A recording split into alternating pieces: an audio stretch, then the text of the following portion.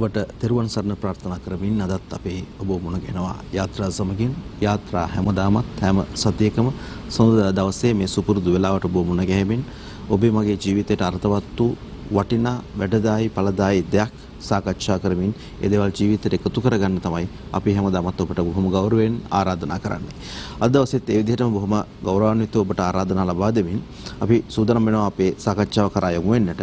අද දවසේ අපි ඊටමත් ගෞරවපූර්වකව නමස්කාරපූර්වකව අපේ මැදිරියට බොහොම ගෞරවයෙන් යුතුව ආරාධනා ලබා දුන්නා.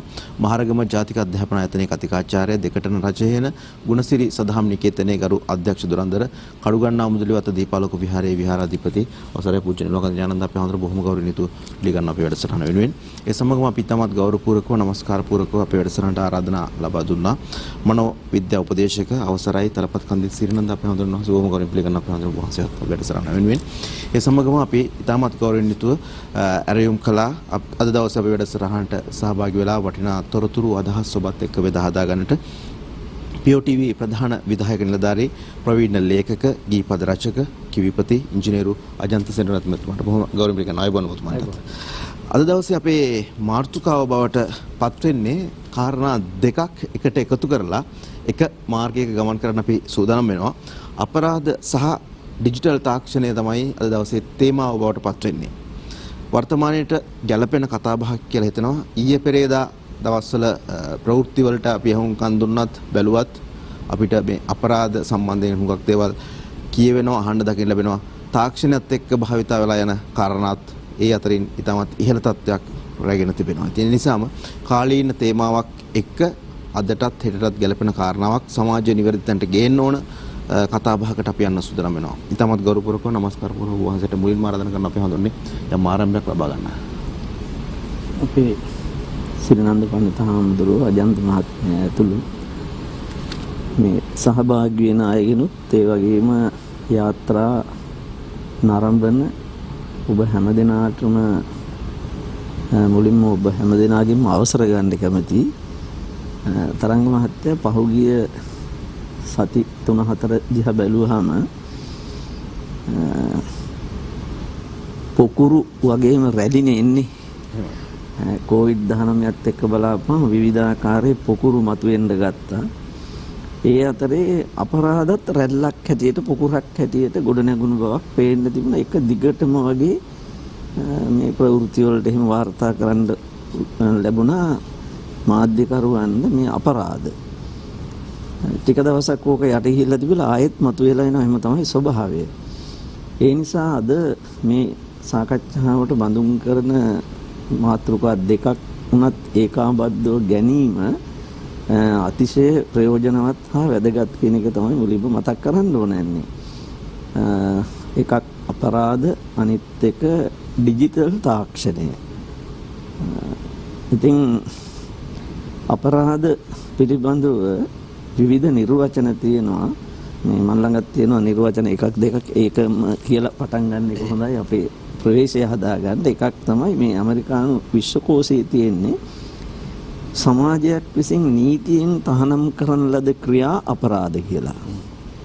ඊළඟට සමාජ විද්‍යා ශබ්දකෝෂයේ තියෙනවා නීතියෙන් තහනම් කළා දඬුවමකට අවනත ඕනෑම ක්‍රියාවක් අපරාධයක් කියලා. සාමාන්‍ය පොදු මතයක් තියෙනවා පිළිගත් සමාජ පැවැත්ම බිඳ දමන සමාජ සංසිද්ධීන් අපරාධ කියලා.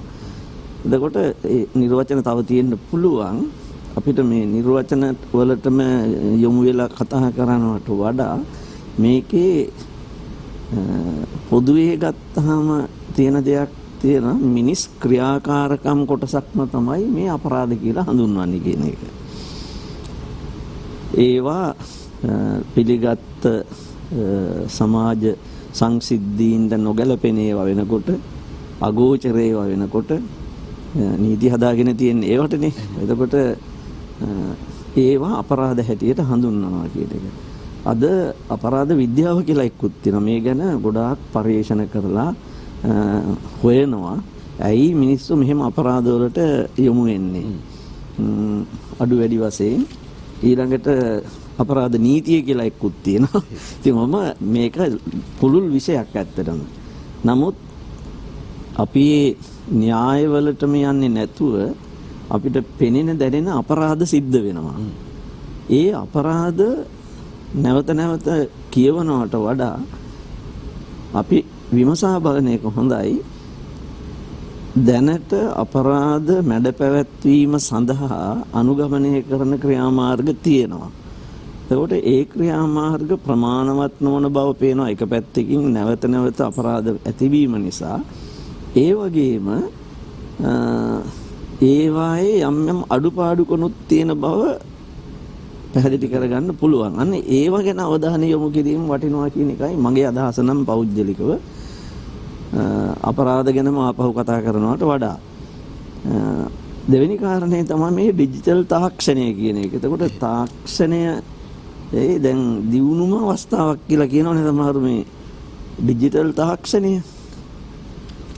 ඉතින් තාක්ෂණය ඩිජිටල්ද නැද්ද වෙන මොකක්වත්ද කියනවට වඩා ඒක අපි යොදා ගැනීමේදී පුද්ගලයාගේ අර අනුචිත ක්‍රියාකාරකම් වලට යම් බලපෑමක් කෙරෙනවද? එහෙම කෙරෙනවා නම් තාක්ෂණයේ වැරද්ද නෙවෙයි, තාක්ෂණය අපි යොදා ගැනීමේ වරදක් තියෙනවා. නිසි පරිදි යොදා නොගැනීම, අනුචිත විදිහට යොදා ගැනීම, අනුචිත අවස්ථාවන් වලදී පුද්ගලයන්ට මේක බාර දීම. ඔය වගේ දේවල් නිසා තමයි අපරාධවලට පුද්ගල මනස හැඩගැස්වීම සඳහා මේ තාක්ෂණික විශේෂයෙන් තාක්ෂණික මෙවලම්නේ තරංග මහත්තයා ජංගම දුරකථනය පරිගණකය ලැප්ටොප් යන්ත්‍රය වගේ මේ තාක්ෂණික උපකරණ තමයි පුද්ගලයා එක්ක ගනුදෙනු වෙන්නේ. එතකොට ඒවා නිසා අපරාධවලට පුද්ගලයා යොමු වෙනවද? යොමු වෙනවා නම් කොයි විදිහටද යොමු වෙන්න ඉඩ කඩ තියෙන්නේ? එතකොට ඒක අවම කර ගැනීම සඳහා හෝ නැති කර ගැනීම සඳහා අනුගමනය කළ හැකි කළ යුතු ක්‍රියාමාර්ග තියෙනවාද? ඊට මෙන්න මේවා පිළිබඳව ටිකක් අවධානය යොමු කරන එක හොඳයි. COVID-19ටම අවධානය යොමු කරන්නේ නැතුව ඒකට අවධානය යොමු කළාට කමක් නැහැ. ඒකනේ දැනට පේන්න තියෙන දේ. හැබැයි අරක නොපෙනුනාට ඔය සමහර අපරාධ පිළිබඳව පරීක්ෂණ කරගෙන යනකොට මේ ඩිජිටල් තාක්ෂණික උපකරණ භාවිතයත් ඒ වගේ දේවල් වලට බලපෑම් කළ බවට සනාථ වෙලා තියෙනවානේ. අන්න ඒ නිසායි මේ මාතෘකාව ගැන කතා කරන්න ඕනේ. බොහොම පිං අපේ ආනන්ද ඉතාමත් හොඳ ආරම්භයක් ඔබ වහන්සේ අපිට ලබා දෙනකොට අපේ පඬිත් ආනන්දරන් වහන්සේ විශේෂයෙන්ම පුද්ගලයන් අපරාධයක් සඳහා යොමු වෙන්න බලපාන හේතු කාරණාත් එක්ක යම් ආරම්භයක් ඔබ වහන්සේගේ පැත්තෙන් ලබාගත්තොත් හොඳයි. මේක ධාර්මික වෙන්නත් පුළුවන්. එහෙම නැත්නම් ඔබ වහන්සේගේම විෂය වෙන මනෝවිද්‍යාව පැත්තෙන් ඒ පැත්තෙන් කතා කරත් අපිට කතා කරන්න හුඟක් දේවල් තියෙයි මම හිතන්නේ අපේ ආනන්ද. මුලාසනේ වැඩ ඉන්න අතිපූජනීය නායක ස්වාමීන්ද්‍රයාණන් වහන්සේගෙන් අවසරයි. ඒ වගේම ආජන්ත මැතිතුමන් තරංග මැතිතුමා ඇතුළු මේ වැඩසටහන නිවෙස්වල ඉඳිමින් ආරම්භන ශ්‍රවණය කරන සියලු දෙනාටම තිරුවන් සරණයි. අද අපි කතා කරන මාතෘකාව අපරාධ සහ ඩිජිටල් තාක්ෂණය කියන එකේදී අපේ පැත්තෙන් අපරාධ පිළිබඳව අවධානය යෙදුවතින් අග්ගඤ්ඤ සූත්‍රයේ සඳහන් වෙනවන්නේ තරංග මහත්මයා ඉස්සල්ලාම මේ ලෝකය හටගත්තට පස්සේ ආබස්සර බ්‍රහ්ම ලෝකෙන් මෙහාට සංක්‍රමණය වුණේ. එහෙන් චුත වෙලා මෙහි පහළ වෙලා ඊට පස්සේ රස පොළොව අනුභව කරලා මෙහි වැසිය බවට පත් වෙලා ටිකෙන් ටික කල් යනකොට මිනිස්සුන්ගේ තෘෂ්ණාව වැඩි වෙලා සොරකම් කරන්න එහෙම පටන් ගත්තා. එතකොට ඉඳපු පිරිස ඒ ජනතාව එකට එකතු වෙලා සාකච්ඡා කරලා කියනවා අපි ඉස්සර නම් මෙන්න මේ වගේ තමයි හිටියේ. මේ වගේ සැහැල්ලුවෙන් බොහොම ප්‍රීතියම අනුභව කරමින්. මේ සූත්‍රයේ සඳහන් වෙන්නේ ප්‍රීති භක්කා භවිෂ්‍යති කියලා. ඒ කියන්නේ ඕන්ගේ ආහාරය තමයි ප්‍රීතිය. කරමින් ඉඳපු අපට වෙච්ච දෙයක් දැන් මේ වගේ විසමාචාර ඇති වෙලා තියෙනවා. ඉතින් මේකට විසඳුමක් හැටියට මේ පිරිසෙන් ඉඳපු එක්කෙනෙක්ව තෝරගන්නවා. තෝරගෙන එයාට පවරන වැඩක්. ඒ වැඩේ තමයි දොස් නැගිය යුත්තාට දොස් නගන්න. ගැරහිය යුත්තාට ගරහන්න. නිරපිය යුත්තාව නිරපන්න. අපි අපේ ආදායමෙන් කොටසක් ඇල්හල් වලින් කොටසක් ඔයාට දෙන්න කියලා මේ නායකයෙක් පාලකයෙක් මහජනයාගේ සම්මතයෙන් පත් කරපු නිසා මහා සම්මත රජුරු කියලා කියනවා. සාමාන්‍යයෙන් ගත්තොත් තින් පළවෙනියෙන්ම ප්‍රජාතන්ත්‍රවාදී ඡන්දකින් පත් වෙච්ච රජ කෙනෙක්. ඉස්ලාම මිනිස්සුන්ගේ කැමැත්තෙන් මිනිස්සු විසින්ම පත් කළා. පත් කළා එයාට පැවරුව බලය දුන්නා. ආ කරන්න ඕන මොකද? මේ දේ කරන්න ඒ සඳහා අපි ඔබට බලය දෙනවා. මහජනයා තමයි බලය දුන්නේ. දුන්නේ කුමක් සඳහාද? මේ සමාජයේ විසමාචාරයන් දුරු කරලා සමාජයේ සමනය කිරීම සඳහා සහනය ඇති කරන්න. එතකොට මේ කාරණේ සිහි කළේ එකක් තමයි අපරාධ කියන එක එදා ඉඳලම තියෙනවා. වර්තමාන කාලේ අපිට වැඩිපුර පේන්න තියෙනවා. එකක් තමයි මාධ්‍ය තුලින් දැන් අත්තටම අපි නිවුස් බැලුවොත් නිවුස් වල තියෙන්නේ අපරාධම තමයි. කෙසේ වෙතත් අතීතයට වඩා වර්තමාන කාලේ අපරාධ කිරීම සඳහා අවස්ථාවන් ඒ වගේම තියෙන මූලාශ්‍ර වැඩි නිසා අපරාධවල වැඩිවීමක් තිබෙනවා. මේ සඳහා හේතු ගත්තොත් අපිට සාසනික වශයෙන් ගත්තොත් දහම පැත්තෙනුත් බොහෝ කාරණා අපිට සාකච්ඡා කරන්න පුළුවන්. දැන් උදාහරණයක් ගත්තොත් ලෝකපාලක ධර්ම හැටියට සලකනවා හිරියොතප් නැත්නම් හිරියොතප්ප කියලා කියනවා. තව විදිහකින් කිව්වොත් ලැජ්ජාව බය කියලා කියනවා. යම් විදියකින් මිනිස්සු ළඟ හිරියොතප් කියන ඒවා ලැජ්ජා බය කියන ඒවා නැති වුණොත් ලැජ්ජාවයි බය නැති වුණොත් ඒක හඳුන්වනවා අහිරික අනුත්තප්ප කියලා. මිනිස්සු තුළ අහිරිකය නම් තියෙන. ඒ කියන්නේ පව් කිරීම සඳහා ලැජ්ජාවක් නැහැ. ලැජ්ජාව කියලා කියන්නේ මිනිස්සු ළඟ ලැජ්ජාව තියෙනවා. ලැජ්ජාව තියෙන වෙන වෙන දේවල් වලට. සිල් සමාදන් වෙන්න ලැජ්ජයි, ඉස්සරහ ඉඳගෙන බණ අහන්න ලැජ්ජයි, සර්මස වෙට්ට ගඳින ලැජ්ජයි. සමහරලාට තමන්ගේ මේ වයසට ගියපු අම්මා තාත්තා ගෙදර තියාගන්න ලැජ්ජයි. ඒ වගේ අර අප්සෙට් ලැජ්ජාවක් තියෙනවා. මෙතන දක්වන්නේ ඒක නෙමෙයි. මෙතන දක්වන්නේ තමන් ගැන හිතලා. උදාහරණයක් ගත්තොත් තමන්ගේ තත්ත්වය ගැන හිතලා. දැන් අපි හිතමු මං හාමුදුරු කෙනෙක් හැටියට මෙහෙම කරන එක හරි නෑ. හාමුදුරු කෙනෙක් හැටියට මෙහෙම කතා කරන එක හරි නෑ. මේ විදියට කියන එක හරි නෑ. මේ ක්‍රියාව කරන එක හරි නෑ. ඊළඟට තමන්ගේ ශාස්ත්‍රවරයා ගැන හිතලා. අපි නම් බෞද්ධයෝ බුදුරජාණන් වහන්සේ ගැන හිතලා. ඒ බුදුරජාණන් වහන්සේගේ ශ්‍රාවකෙක් මම. උපාසකෙක් උපාසිකාවක්. මම බුදුරජාණන් වහන්සේගේ ධර්මය පිළිගන්න කෙනෙක්. මම බෞද්ධෙක්. මං වගේ කෙනෙක් මේ වගේ දෙයක් කරන එක හරි නෑ. මම ගුරුවරයෙක්. මගේ තත්ත්වයට මේක හරි නෑ. ඒ වගේ හිතලා එකක් තමයි මේ ඒ අකුසලයේ අපරාධය පිළිබඳව ලැජ්ජාව ඇති කර ගන්න ඕන. ඊළඟ දේ තමයි බය ඇති කර ගන්න ඕන.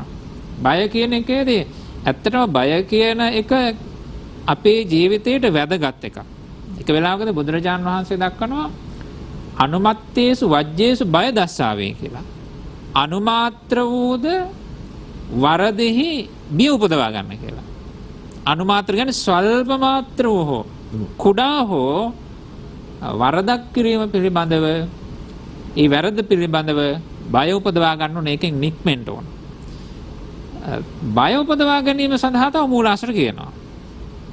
ඒ තමයි දණ්ඩ බය. දඬුවමට බය වෙන්න ඕන. දැන් අපි රටේ ඔය තියෙන ප්‍රශ්න. දැන් අපරාධ වැඩි වෙනවා නම් වැඩි වීම සඳහා හේතු හොයාගෙන යනකොට දණ්ඩ බය නැහැ. දඬුවමට තියෙන බය. මේක කළොතින් මෙහෙම වෙනවා. මේක කළොතින් හිරේයන්ට වෙනවා. මේක කළොතින් ඉස්සර කියන එල්ලුම් ගහට යනවා. ඔය එල්ලුම් ගහට යන වැඩ. ඉතින් ඒවට මිනිස්සු බය වුණා. එතනින් මිනිස්සු පාලනයක් වුණා. ඒකට පුද්ගලයාගේ සිත තුළ දඬුවමට බිය උපදවා ගන්න ඕන. ඊළඟට දුක්ගති බය. දුගතියට මේක කලාම නිරේට යන්න වෙනවා. මේක කළොතින් අපාගත වෙනවා. සතර පායට වැටෙන්න වෙනවා. දුක් විඳින්න වෙනවා. ඒ ආකාර වශයෙන් බිය උපදවා ගන්න ඕන. මෙන්න මේ ලැජ්ජාව සහ බය කියන දෙක යමෙක් තුල නැති වුණොත් ආන්න එදාට තමයි මේ පුද්ගලයා අපරාධ කරන්න, දුෂ්චරිතය දෙන්න, විසමාචාර වූ දේවල් කරන්න ඉදිරිපත් වෙන්නේ. එක පැත්තකින් සමාජයේ තියෙන ප්‍රශ්නයක් තමයි සමාජයේ මේවට වටිනාකම් දෙනවා. ඒ කියන්නේ යම් කිසි කෙනෙකු ළඟ ලැජ්ජාව නැතිනම් සමාජයේ හිතනවා ඒක වීර ක්‍රියාවක් කියලා. යමක් කරන්න අපරාධයක් කරන්න දෙවතාවක් හිතන්න නැතුව පැනගෙන ගිහලා ඒ දේ කරනවා නම් සමාජයව වීරයෙක් බවට පත් කරනවා. සමාජය විතරක් නෙවෙයි තරංග මහත්තයා විශේෂයෙන්ම මාධ්‍යයෙන්. දැන් මාධ්‍යයෙන් කියන්නේ බරපතලම අපරාධකාරයෙක් නම් එයාව හඳුන්වන්නේ මහා මොලකරු කියලා. ඒ කියන්නේ මහා විශාල වැඩක් කරලා මෙයා ඇවිල්ලා මහා විශාල බුද්ධිමතෙක්. මහා මොලකරු. ඊළඟට කුඩු විකුණන කෙනා කුඩු රාජු. කුඩු විකුණන ගෑණියෙක් නම් කුඩු රැජින. ඒකට බලන්න අපරාධකාරයන්ට දීලා තියෙන තැන මාධ්‍ය තුලින්. ඒ නිසා සමාජයේ ඕනෝ වීරයෙක් කරනවා වගේම මාධ්‍ය තුලනොත් ඕනෝ වීරත්වයට පත් කරනවා.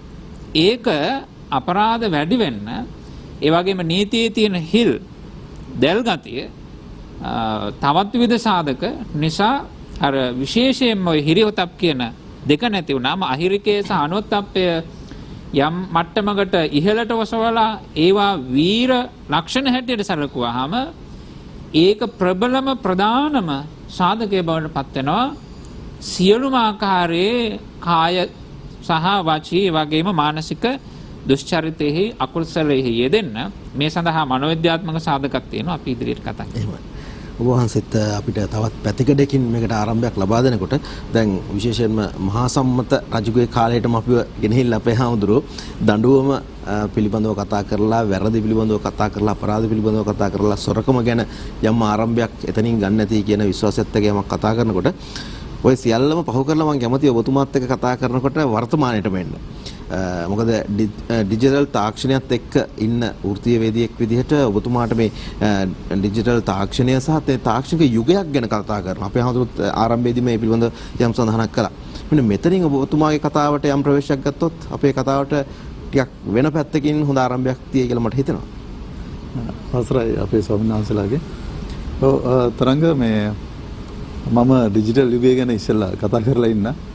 ඒටත් ඉස්සෙල්ලා මම කියන්න කැමතියි ඇත්තටම අපේ හාමුදුරු දේශනා කරන යෙදුනා වගේ ඉතාමත්ම කාලෝචිත මාතෘකාවක්. හැබැයි ඉතින් එකම ප්‍රශ්නයකට තියෙන්නේ තව අවුරුදු 10ක් ගිහිල්ලත් අපිට කාලෝචිතය කියන වචනේ පාවිච්චි කරන්න වෙයි.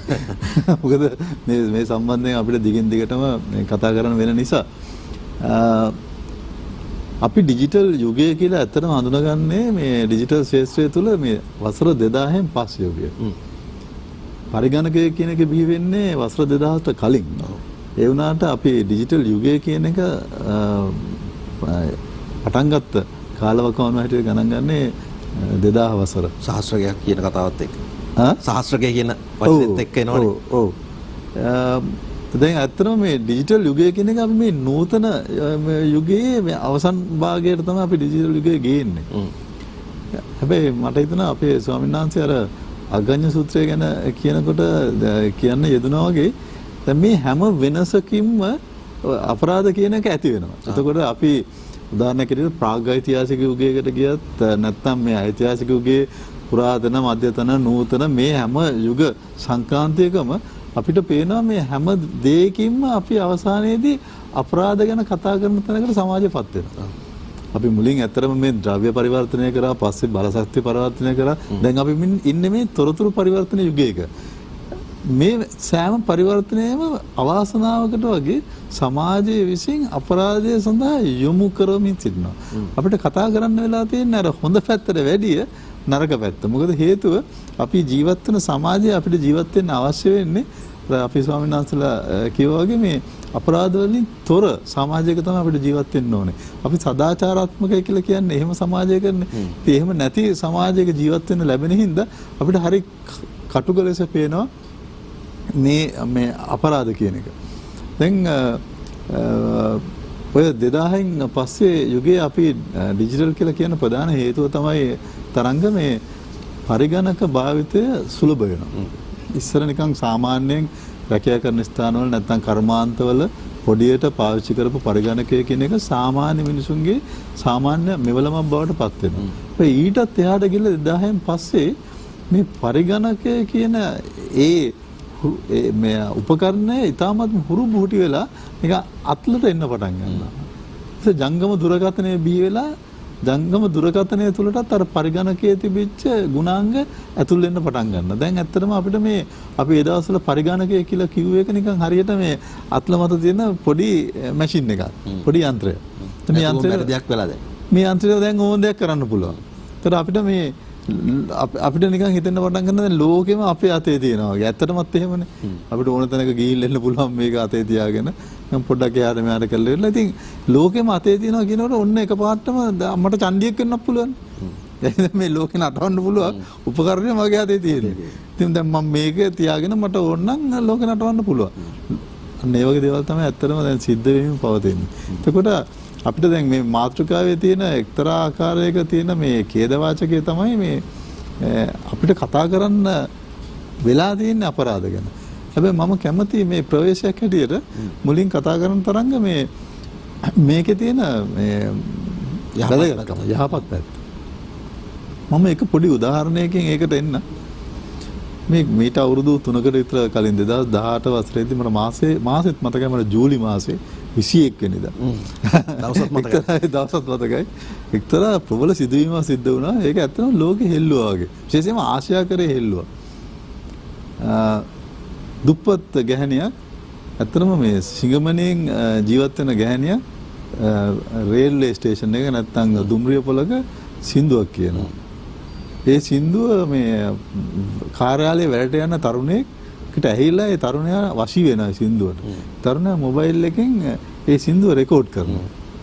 රෙකෝඩ් කරලා අර අපි හොඳ නැහැ කියන එහෙම පිළිගරන් තියෙන මේ YouTube එකට දාලා මේක සමාජ මාධ්‍ය ඔස්සේ සංසරණය කරන්න පටන් ගන්නවා.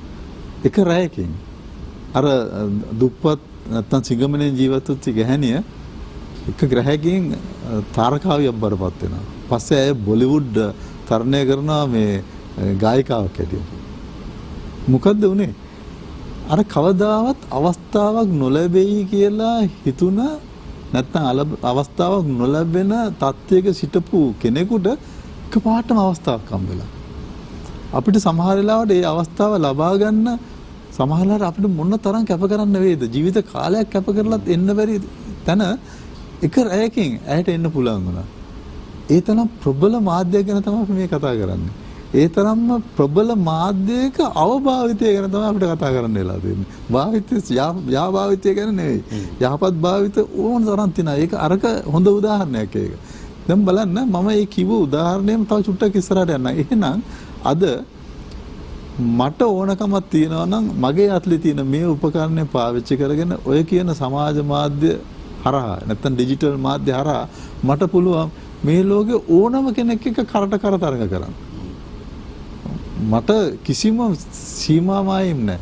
මම මේක හරියට පාවිච්චි කරොත් මුළු ලෝකෙම පිළිගැනීම මා වෙතට යොමු කර ගැනීම හැකියාවක් මට තියෙනවා.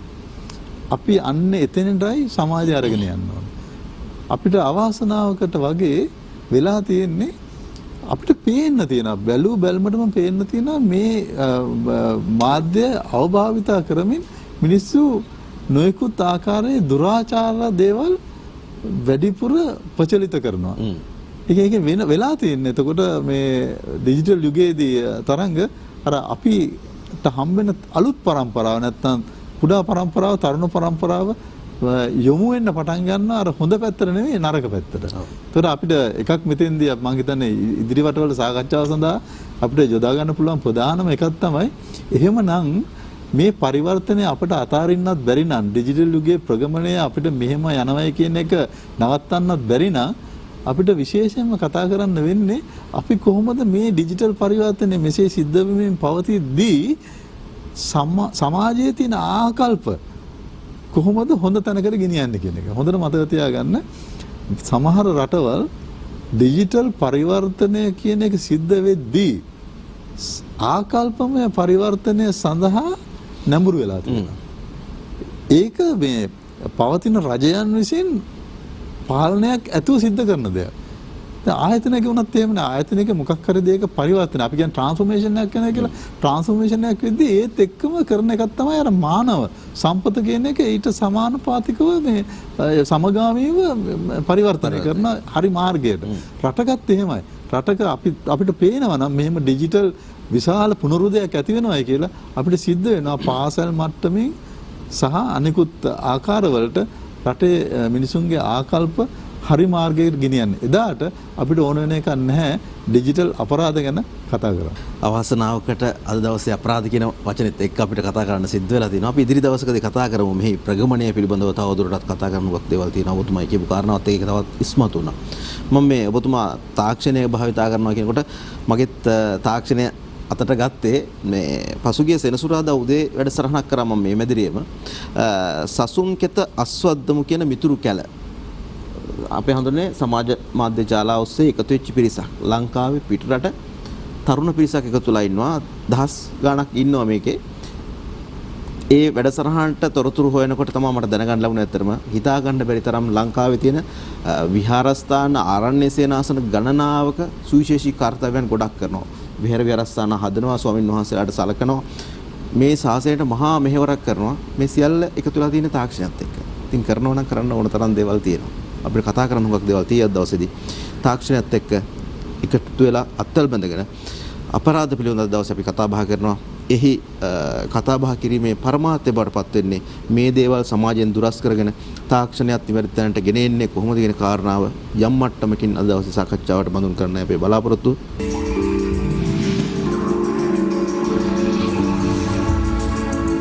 අවිදු අඳුර දුරු කරන්නට සියතෙන් දැල්වූ පහන්සෙල යාත්‍රා යලිත් සජීව ඔබ මුණ ගැහෙනකොට අපි විශේෂයෙන්ම මේ දවස්වල කතා බහ කරන අපරාධ හා සම්බන්ධ කරුණු කාරණා පිළිබඳව තාක්ෂණයේ බලපෑම කොයි වගේද කියන කාරණාවත් එක්ක යම් කතිකාවකට ඇවිල්ලා ඉන්න මොහොතක විරාමෙන් පස්සේ ඔබ මුණ ගැහෙනකොට අපේ හඳුනේ දැන් අපේ ස්වාමීන් වහන්සේලාත් දේශනා කරපු කාරණා ඒ වගේම අපේ අජන්ත ශ්‍රීනාත් මහත්මයා කියපු කරුණු කාරණාත් එක්ක තාක්ෂණය භාවිතා කිරීම අපරාධවලට නැත්නම් වැරදි ක්‍රියාවලට යෙදවීම අපි දකිනවා. ඒක ඉස්මතු වෙලා පේනවා. නමුත් එතුමා අර පැහැදිලිවම කිව්වා වගේ මේක භාවිතා කරන්න පුළුවන් හොඳ ප්‍රතිකරණ ගණනාවක් තියෙනවා.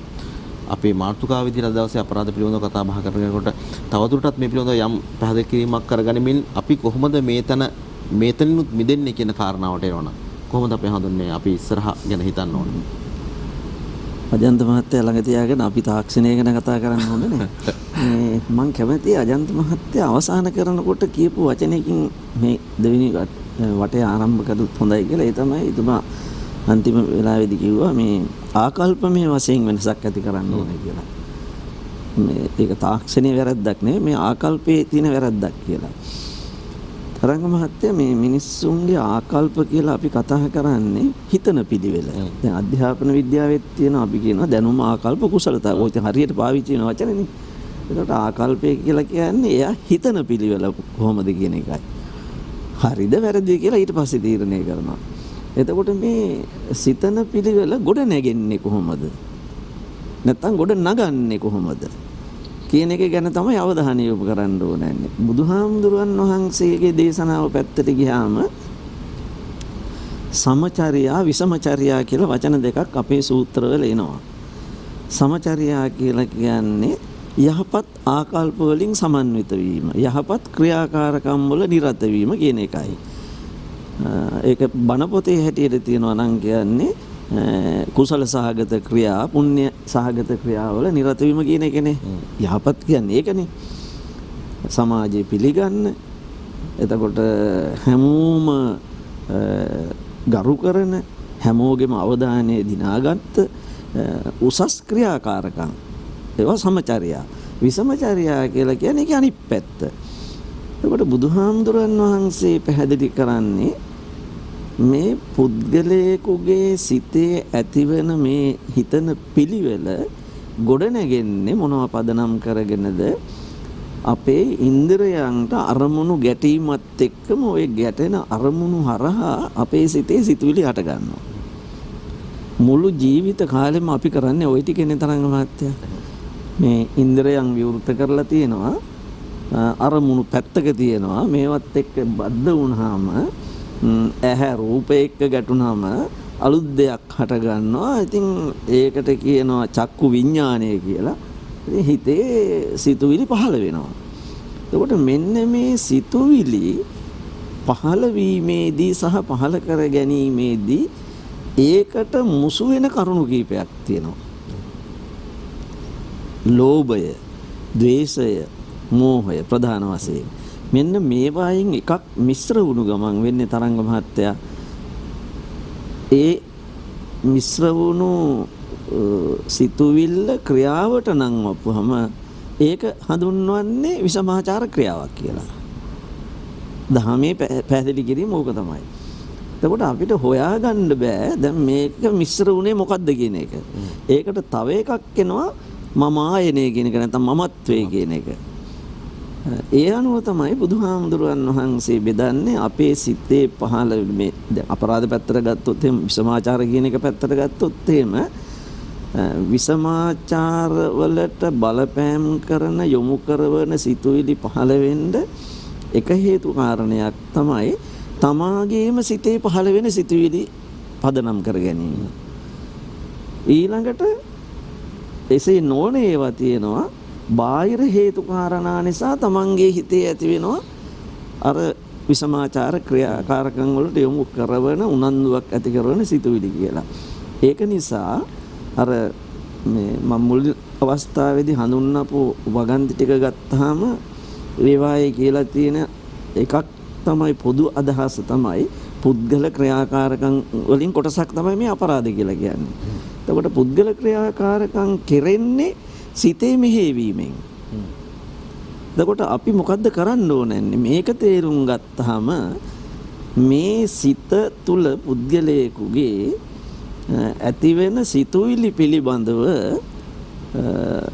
දැනගන්න පුළුවන්කම ලැබෙන්නේ ඔහු කරන ක්‍රියාකාරකම් වලින් තමයි. නැතුව ඉතින් දැන් තරංග මහත්තයා මොනවද හිතනවද කියලා මන් දන්නේ නැහැ නේ.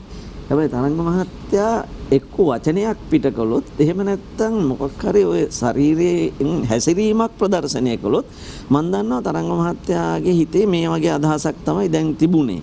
ඒ නිසායි ඔහු මේ වගේ වචනයක් පිට කළේ කියලා. එතකොට ක්‍රියාකාරකම් හඳුනා ගන්න පුළුවන් වෙන්නේ ක්‍රියාත්මක වීම තුලින්මයි. ඉතින් ඒක නිසා කරන්න දැන් බුදුරජාණන් වහන්සේට නම් තිබුණ තරංග මහත්තයා ලොකු හැකියාවක් මේ අපි මෙහෙම කතා කරනකොට කතා කරන දේ නෙවෙයි හිතාගෙන ඉන්නේ නම් උන්වහන්සේට තිබුණා අපේ සිත් දැනගැනීමේ නුවණ. සිත් දැනගැනීමේ නුවණ තිබුණා. ඉතින් ඒ කරලා උන්වහන්සේ කරන්නේ මොකද්ද? අපි මොනවා කතා කළත් මොන හැසිරීමක් ප්‍රදර්ශනය වුණත් අපේ සිත හඳුනාගෙන අන්න එතෙන්ද වෙදකම කරනවා. ඒක දුර්වල නම් ඒ සිත නිවැරදි කරන්න. උදාහරණයක් ගන්නකො දැන් අඟුලිමාල අපරාධකාරයෙක්නේ. එතකොට අඟුලිමාල අපරාධ කිරීම සඳහා යොමු වුණේ මොකක් නිසාද? ඔහුගේ චරිතය අපි ආදාරලා තියෙන විදිහට ගත්තොත් එහෙම ඔහු තක්සලාවට ඉගෙන ගන්න ගිය කෙනෙක්. අද අපේ විශ්වවිද්‍යාල ශිෂ්‍යයෝ වගේ. එතකොට තක්සලාවට ඉගෙන ගන්න ගියා දිසාපාමොක් ආචාර්යවරයා ළඟට ගියේ. ඒ කාලේ හිටපු ශ්‍රේෂ්ඨතම ගුරුවරයා විදුහල්පතිවරයා එතුමා ළඟට ගියා. හැබැයි එතුමාගේ පැවරීමක් නරක වෙච්ච නිසා ශිෂ්‍යයාට දුන්නු පැවරීම. එහෙම දේවල් වෙනවා තරංග මහත්තයා. වැරදි සහගත වීම නිසා ඔහු අපරාධකාරයෙකුගේ තත්ත්වයට වැටුණා.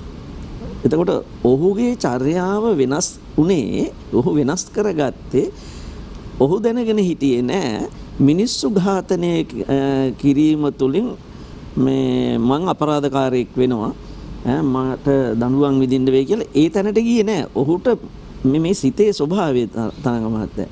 يعني ඔහු ප්‍රධානත්වයේ දුන්නේ මොකද්ද? ගුරු පඬුර පූජා කරන්න. ඒක කරලා කොහොම හරි උපාධිය ගන්න ඕනේ කියලා. ඒක නිසා තමයි ඔහු කඩුවක් අතට අරගෙන සාහසිකයෙක් බවට පත් වුණේ. බලන්නකෝ සිත වෙනස් වෙච්ච හැටි. එතකොට ඒ වෙනස් වීම සඳහා ඌ කරන මේ තද්ද බල ඔහුට කවදාවත් කරන්න බැරි දෙයක් පැනවීමට හේතු කාරණා තියෙනවා නේ. සංසිද්ධි ටික ගත්තාම අර දක්ෂම ශිෂ්‍යයාට ගුරුවරයා සලකනවා, ගුරුවරයාගේ හාමිනෙත් සලකනවා. අදත් එහෙමනේ. එතකොට යාළුවන්ට මේක ඉවසන්න නැතුව ගියා. ඊට පස්සේ යාළුවෝ කේලම් කියන්න පටන් ගත්තා. තමුන්නාන්සේගේ ස්වාමි දිනියත් එක්ක අනියම් සම්බන්ධයක් තියෙනවා අහිංසක කියලා. ඕකනේ උන්නේ. එතකොට ගුරුවරයාට ආවෙත් මොකද්ද? ඔය ඔක්කොටම වඩා ලොකු දෙන්නේ මගේ හාමිනෙත් එක්ක සම්බන්ධයක් තියෙනවා නම් මෙහෙම තරුණයෙක් ඒ තරුණයා විනාශ කරන්න ඕනනේ. ඒ තරුණයා අයින් කරන්න ඕනේ. නමුත් මොහු දක්ෂයෙක් නිසා එහෙම අයින් කරන්න බෑ. අන්න එතනදි තමයි මොහුට දෙන්නේ අර කවදාවත් ඉටු කරන්න බැරි මේ ගුරු පූජාව. මිනිස්සු 1000ක් මරණකම් රටක මිනිහෙකුට ඉන්න දෙන්නේ නැහැ. රජුරුව දඬුවම් දුන්නේ නැත්නම් මිනිස්සු හරි ගාලා මරනවා. ඒක තමයි ස්වභාවය. ඒක නිසා ඒක පැවරුවා. ඉතින් ඒ පැත්ත. ඉතින් රජුරුවන්ට මේක දැනුණා නම් ආරංචි වුණා නම් හෝ එමෙ නැත්නම් රජුරුව කරනවා නම් කරන්නේ මොකද්ද? රාජපුරුෂය යොදවලා රටේ තියෙන නීතියට අනුව මොහු අත්අඩංගුවට අරගෙන දෙන දඬුවමක් දෙනවා. බන්ධන සූත්‍රය කියලා බුදුහාමුදුරුවෝ දේශනා කරපු සූත්‍රයකුත් තියෙනවා රජවරු දීපු දඬුවම් අපරාධකරුවන්ට. එතකොට එහෙම එකක් කරනවා. නමුත් බුදුහාමුදුරන් වහන්සේ බලන්නකෝ බුදුරජාණන් වහන්සේ තරංග මහත්තයා මෙතන තමයි මම හිතන්නේ අපි ඔක්කොටම අලුතෙන් හිතන්න යමක් තියෙන්නේ කියලා. මොකද මේ අපරාධ නවත්තන්න තරංග මහත්තයා අනුගමනය කරපු ක්‍රියාමාර්ග ගොඩාක් තියෙනවා දැනටත් කරන ඒවා. හැබැයි සරුණේනේ. ඒවා ප්‍රායෝගිකව මම හිතන්නේ එච්චර ප්‍රබල අඩු හොඳයි කියලා. අපි නොගිය දේ තමයි අර බුදුරජාණන් වහන්සේ පැහැදිලි කරපු කාරණේට. ඒ තමයි උන්වහන්සේ බැලුවේ යම් කිසි පුද්ගලයෙක් විසමාචාර හැසිරීම් වල නිරත වෙනවා නම් අපි අපරාධ කියන වචනේ පැත්තකට දාලා විසමාචාරය කියමුකෝ. එතකොට විසමාචාර හැසිරීමක නිරත වෙනවා නම් ඔහුගේ හැසිරීම පදනම් කරගෙන දඬුවම් දෙන එක නෙමෙයි. බුදුරජාණන් වහන්සේ කලේ ඔහුගේ සිත ඒ විසමාචාර හැසිරීම කරන තැනට පත්වීමට බලපාපු හේතු කාරණා මොනවද කියලා බැලුවා. බලලා ඒ සිත වෙනස් කිරීම සඳහා සමාචාර පැත්තට යොමු කරවාලීම සඳහා බුදුරජාණන් වහන්සේ අවශ්‍ය ක්‍රමවේදය අනුගමනය කිරීම. දැන් ওই උපදේශනය කියලා කියන්නේ ඒකනේ නේද? මේ තරවත් හරිද? ඒක තමයි මේ උපදේශනය කියලා කියන්නේ.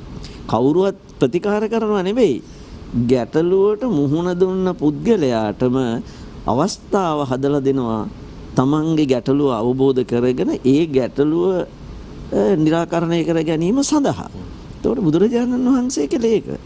ඉතින් ඒක නිසා මම හිතනවා අපි ආයුත්තේ අන්නේ බුදුහාමුදුරන් වහන්සේ වගේ අපිට මිනිස්සුන් අවබෝධ කරගන්න බැරි වුණාට මිනිස්සුන්ගේ ක්‍රියාකාරකම් තුලින් අපිට යම් අවබෝධයක් ලබා ගන්න පුළුවන්. එහෙම අවබෝධ කරගත්තට පස්සේ ඔහු හෝ ඇයගේ ආකල්පමය වෙනසක් ඇති කිරීම සඳහා කටයුතු කිරීම. පරචිත්ත විඥාන ඥාණය අපිට නැතුණත් අපේ හාමුදුරනේ මනෝවිද්‍යා උපදේශක ස්වාමින් වහන්සේ නමක් විදිහට මිනිසුන්ව තේරුම් ගැනීම ඔවුන්ගේ චර්යාවන් ඔස්සේ හැසිරීම රටාවන් ඔස්සේ එහෙම නැත්නම් ඔවුන් වහන්සේ මුණ ගැහුනම කියන කාරණාත් එක්ක යම් තෝරා බේර ගැනීමකින් ඔවුන්ව හඳුනා ගැනීම ගැටලුව හඳුනා ගැනීම සිද්ධ වෙනවා ඇති කියලා මම විශ්වාස කරනවා. ඒ කාරණාවත් එක්කම මේ සමාජ විෂමතා නිසා සමාජයට සහ පුද්ගලයාට සිදුවෙන අහිතකර බලපෑමක් පොඩ්ඩක් පැහැදිලි කරගෙන අපේ හාමුදුරුවෝ අවසන් කරපු තැනින් පොඩ්ඩක් ඉස්සරහට ගියොත් හරි වටේ. ඔව් අපේ නායක හාමුදුරුවෝ බොහොම මේ හොඳ විග්‍රහයක් කළා මේ පුද්ගලයෙක් කොහොමද අපරාධයකට යොමු වෙන්නේ කියන එක ධර්මානුකූලව. දැන් සියලුම හොඳ හෝ නරක උපදින්නේ සිත තුළ. දැන් අතටම අපේ හිත තුළ උපන් දේවල් තමයි අපිට මේ පේන්න තියෙන්නේ.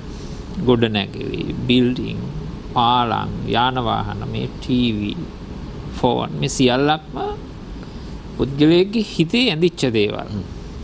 එතකොට මේ සියලුම තාක්ෂණය මේ මොහොත වෙනකොටත් අපි මේ තියෙන තාක්ෂණයේ පැරණි වෙලා අලුත් තාක්ෂණයක් එනවා.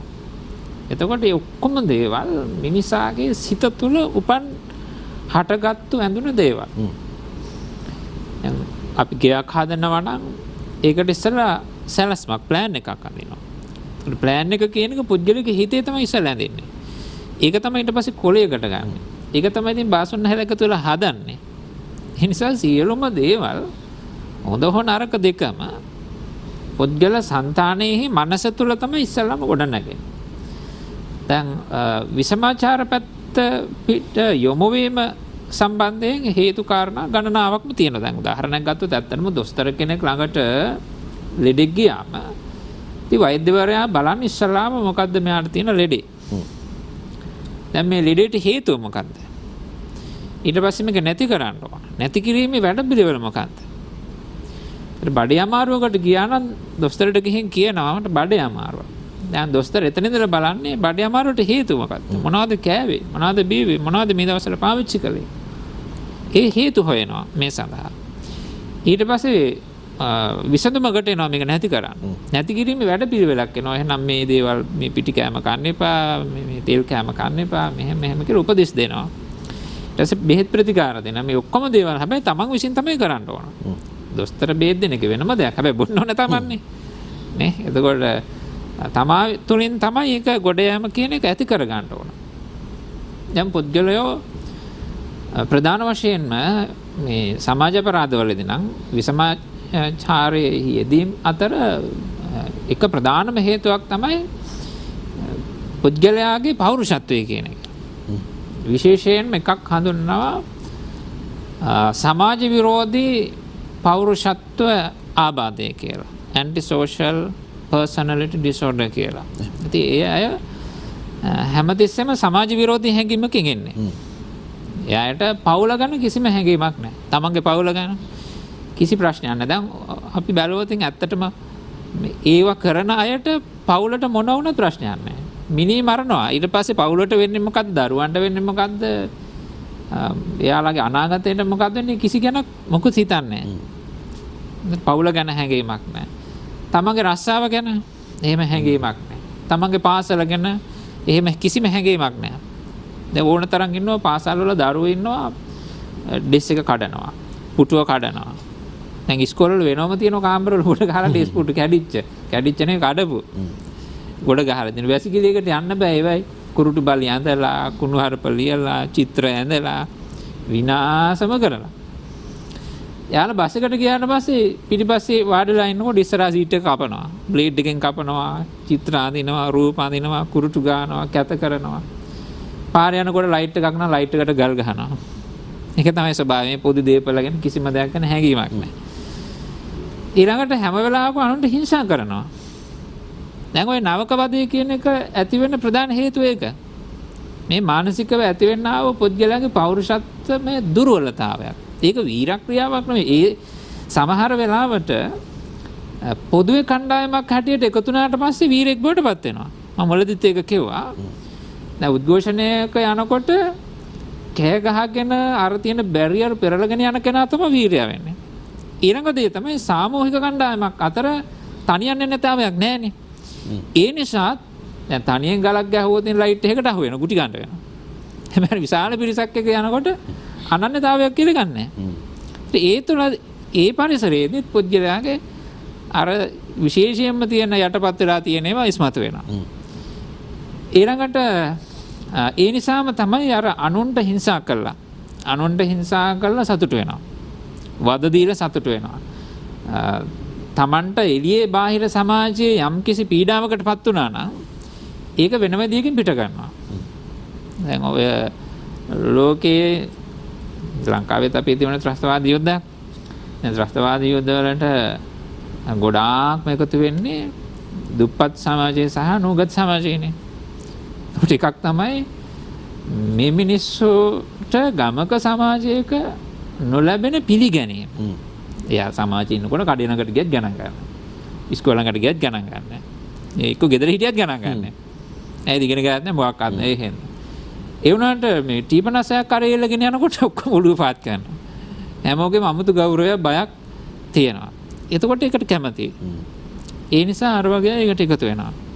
ත්‍රස්තවාදී වගේ දේවල් වලට, හොරමැර කල්ලි වලට.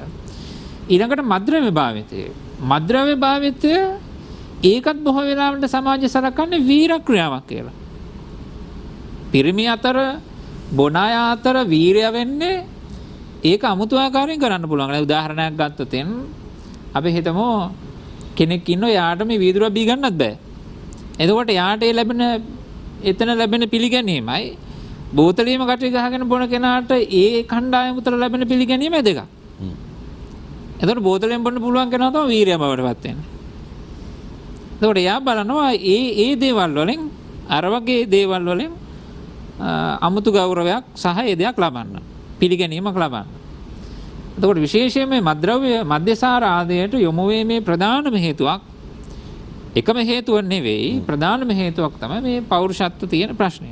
ඊට පස්සේ අවසර ලැබෙනවද? දැන් ඔය කියන தත්ත්වයෙන් මිදෙන්න නම් ඕකේ අනිත් පැත්තට යන්න නම් මොකක්ද කරන්න ඕනේ? ඔව් දැන් මේ අපි කතා කරන්නේ එක කණ්ඩායමක් නේ. දැන් පෞරුෂත්වයේ ටික කණ්ඩායම. පෞරුෂත්වයේ හොඳම අපි කියන්නේ සුපිරිම මට්ටමේ ඒ ලක්ෂණ ඕනතරම් තියෙනවා. දැන් යම් කිසි කෙනෙකුට අපි හිතමු මේ වගේ පෞරුෂත්ව ප්‍රශ්නයක් තියෙනවා.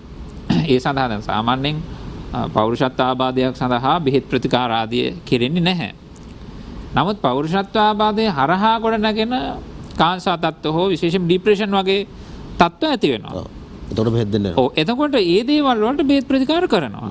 ඊට අමතරව පෞරුෂත්ව ආබාධ කියන ඒවා උපදේශන වගේ දේවල් වලට සම්බන්ධ වෙලා ඒ පැති වලින් ගොඩනගා ගැනීමේ සාර්ථක ගොඩනගා ගන්න. ඒ කියන්නේ හැබැයි ඒක අපි ඉස්සරෝම වැඩසටහනකට කතා කළා මේ උපදේශනය කළත් මොනව කළත් අන්තිමේදී කරන්න තියෙන්නේ ප්‍රශ්නේ තියෙන කෙනා තමයි වැඩ පිළිවෙල කරන්න ඕන. තමා තුලින්. එතකොට උපදේශනය තුලින් ඒ වගේ සැසිවලට සම්බන්ධ වෙලා තමන්ගේ හොඳ අර දුර්වල පෞරුෂත්වයන් මගහරවාගෙන සාර්ථක හොඳ පෞරුෂත්වයන් ගොඩනගා ගන්න පුළුවන්. එතකොට ඒ වගේම විෂාද තත්ත්ව ඊට පස්සේ විශේෂයෙන්ම බින්නෝන්මාද වගේ තත්ත්වවලදී පුද්ගලයෝ තවත් මේනියා වගේ තත්ත්ව සමහර මානසික රෝග තත්ත්වවලදී පුද්ගලයන්ගේ චර්යාවන් සම්පූර්ණ වෙනස් වෙනවා. ඒ හිතන පතන විදිය වෙනස් වෙන නිසා. එතකොට gedara සමාජයේ එයා යම්කිසි එපා වුණ චරිතයක් එහෙම නැත්නම් හිංසාකාරී චරිතයක් බවට පත් වෙනවා. බාහිර සමාජයටත් හිංසාකාරී පුද්ගලයෙක් බවට පත් වෙනවා. හැබැයි ඒ දේවල් අඳුනාගෙන ඒවට ප්‍රතිකාර සඳහා යොමු නොතින් මානව ප්‍රතිකාර සඳහා යොමු නොතින් ධර්මයේ පැත්තෙනුත් ඒ සඳහා කරන්න ගොඩක් දේවල් තියෙනවා. ඒ සඳහා යොමු නොතින් එයාට සාර්ථක ප්‍රතිඵලයක් ලබන්න පුළුවන්. ඒත් එක්කම අහුවන්නේ දැන් ඇත්තටම මේකත් එක්කම දිගට මෙයා ජීවත් වුණොතින් එයාට සහ පුද්ගලයා මේ සමාජයට වන හානිය. දැන් ඒකදී අපි හිතමු තරුණ කාලේ යම් කිසි කෙනෙක් වැරදි පැත්තට ගිහලා අපි හිතමු මද්ද්‍රව්‍යයකට යොමු වෙලා එයා ඒකට ඇබ්බැහි වෙනවා. යොමු වීම කියන්නේ එකක් භාවිතය ඊට පස්සේ ඇබ්බැහිය. එතකොට ඇබ්බැහි වගේ තත්ත්වයකටපත් වුණොත් එයාට ඉන් එහාට අධ්‍යාපනය අසාර්ථකයි. හැබැයි එයා මේ ලෝකෙට ඇවිල්ලා ඉන්නේ ඔය පුනරුත්ථාපන කඳවුරකට වෙලා ඉන්න හෝ එහෙම නැත්නම් බන්ධනාගාරයකට වෙලා ඉන්න හෝ නෙමෙයි. දැන් අපේ සමාජයක ඉන්න දුප්පත් සමාජයේ සියලුම දෙනා දුගිය හැටියට ඉන්න ඕන ආපුවයි නෙමෙයි. එයාලට ඊට වඩා ඉහළ ශ්‍රේෂ්ඨ තත්ත්වයකටපත් වෙන්න පුළුවන්.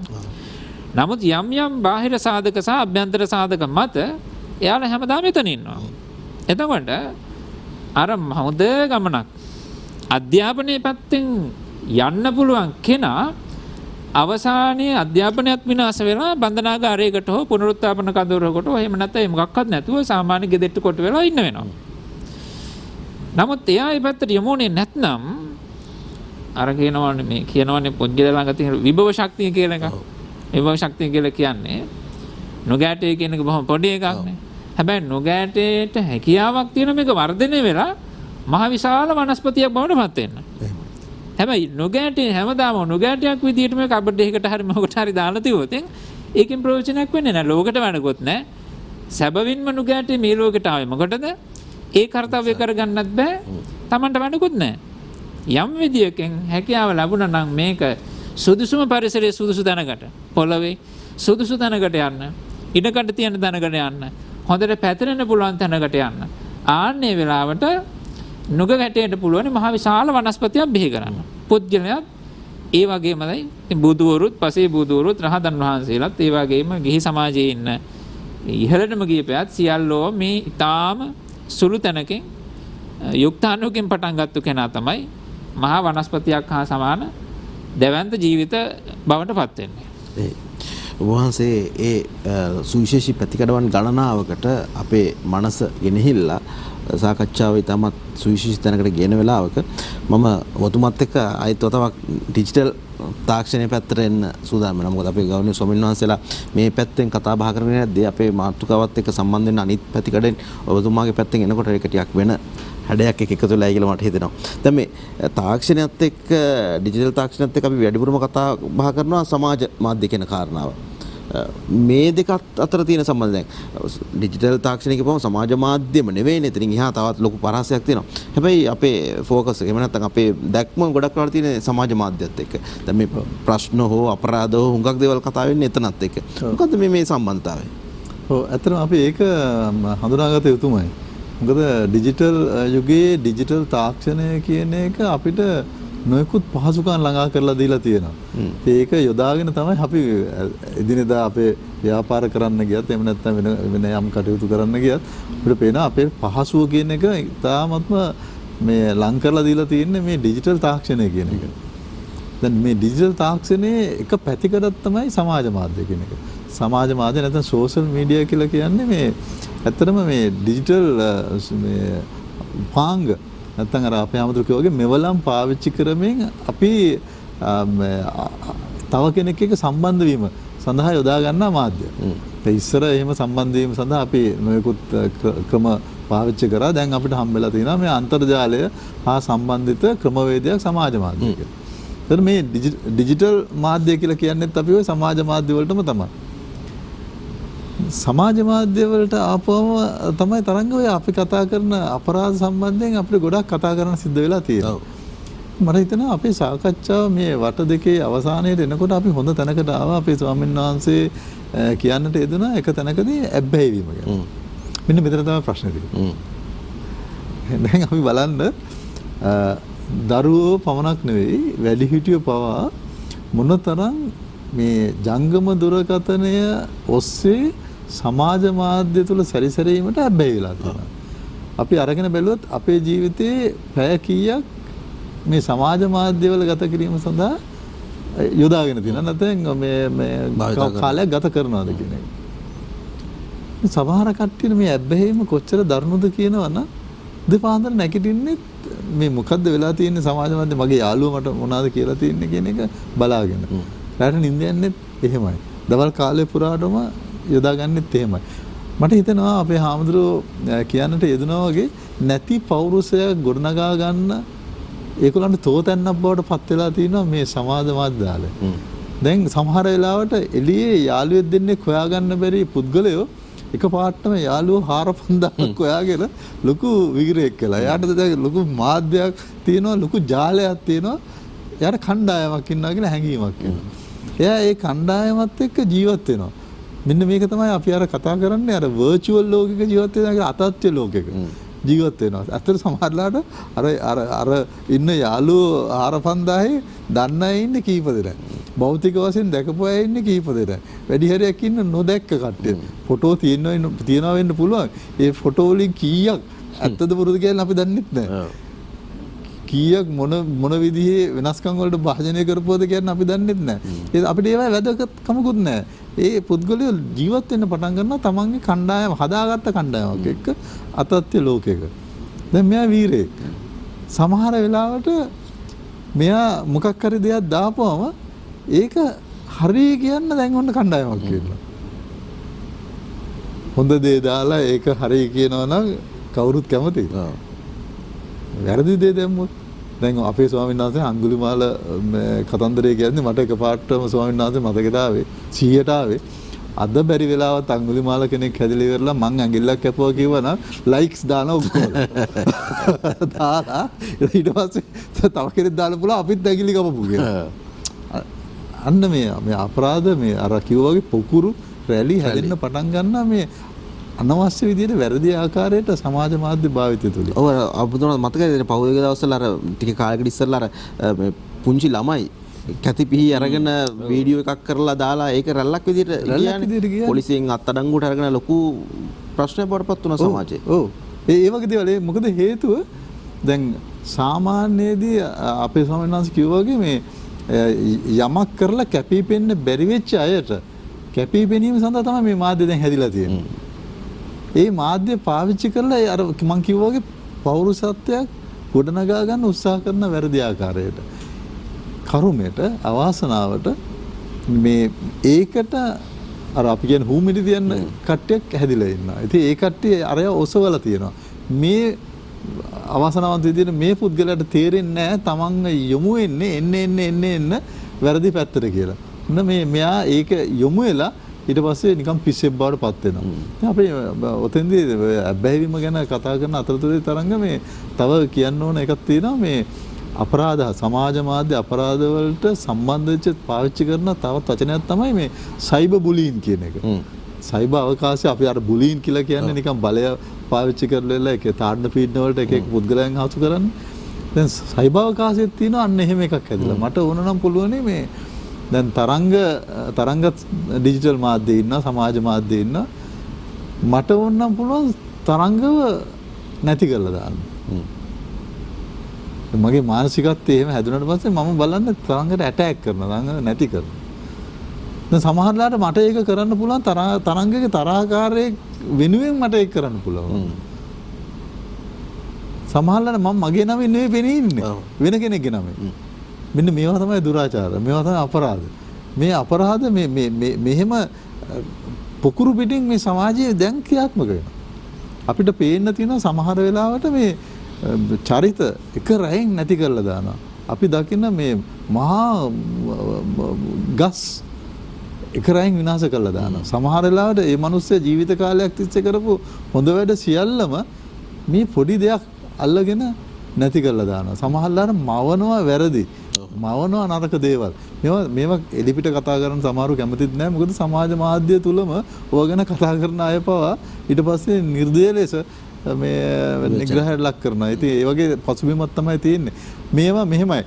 මේ තරංග දැන් මට මේ ගිය දැන් සති දෙකකට කලින් TRC එක අපිට යන නියාමන කොමිසම තියෙනනේ විදුලි සංදේශ නියාමන කොමිසමේ අධ්‍යක්ෂකවරයෙක් මට කතා කරලා කියනවා මේ ළඟ දවසක ඉස්සර නම් ළමයින්ට අපි මොබයිල් එක දෙන්නේ නැහැ ඉස්කෝලේ යන ළමයින්ට සාමාන්‍යයෙන් O level වෙනකල් අම්මලා තාත්තලා මොබයිල් එකක් දෙන්නේ නැහැ මොකද හේතුව ඒ ළමයි මොබයිල් එක නිසි ලෙස භාවිතා නොකරයි කියලා. ඉතින් අපේ සංස්කෘතිය හැටියක් ඒක. දැන් මේ ඔන්ලයින් এডুকেෂන් එකත් එක්කලා ළමයින්ට ඒක දෙන්න සිද්ධ වුණා. මේ අම්මලා තාත්තලා දැන් පැමිණිලි කරනවා බොහෝ ලෙස නියාමන කොමිසමට ගේම් එකක් තියෙනවලු මොකද්ද නමකුත් කිව්වා. ඒ ගේම් එක බොහෝම අර වීඩියෝ ගේම්ස් තියෙනවානේ. ඉන්ටර්නෙට් එක හරහා ඒක බොහෝම ජනප්‍රිය වෙලා දැන් එක ළමෙක් ගැහුවොත් ඒ පන්ති අනිත් ළමයි ඔක්කොමත් ඒක කරනවා. එක ඉස්කෝලෙක ගැහුවොත් අනිත් ඉස්කෝලවල. දැන් මේක අන්තර්ජාලය හරහා ලෝකෙ කොහේ හිටියත් සම්බන්ධ වෙන්න පුළුවන්. දැන් මේ නෙට්වර්ක් එකකින් මේ ගේම් එකේ ගොඩක් ප්‍රචලිත වෙලා. නරකම පැත්ත මොකක්ද දන්නවද තරංග? අර ගේම් එකට සල්ලි සම්බන්ධයකුත් තියෙනවා. දෙමව්පියන්ගේ ක්‍රෙඩිට් කාඩ් යොදාගෙන ඒක පාවිච්චි කරනවා. ඉතින් මම ඕකට සම්බන්ධ තව නරක පැත්තකුත් තියෙනවා. මම කැමති නැහැ ඇත්තටම මේ වගේ මාධ්‍යයකදී වෙච්ච දේ සිදුවීම කියන්න. ඒ තරම් අශෝභනයි.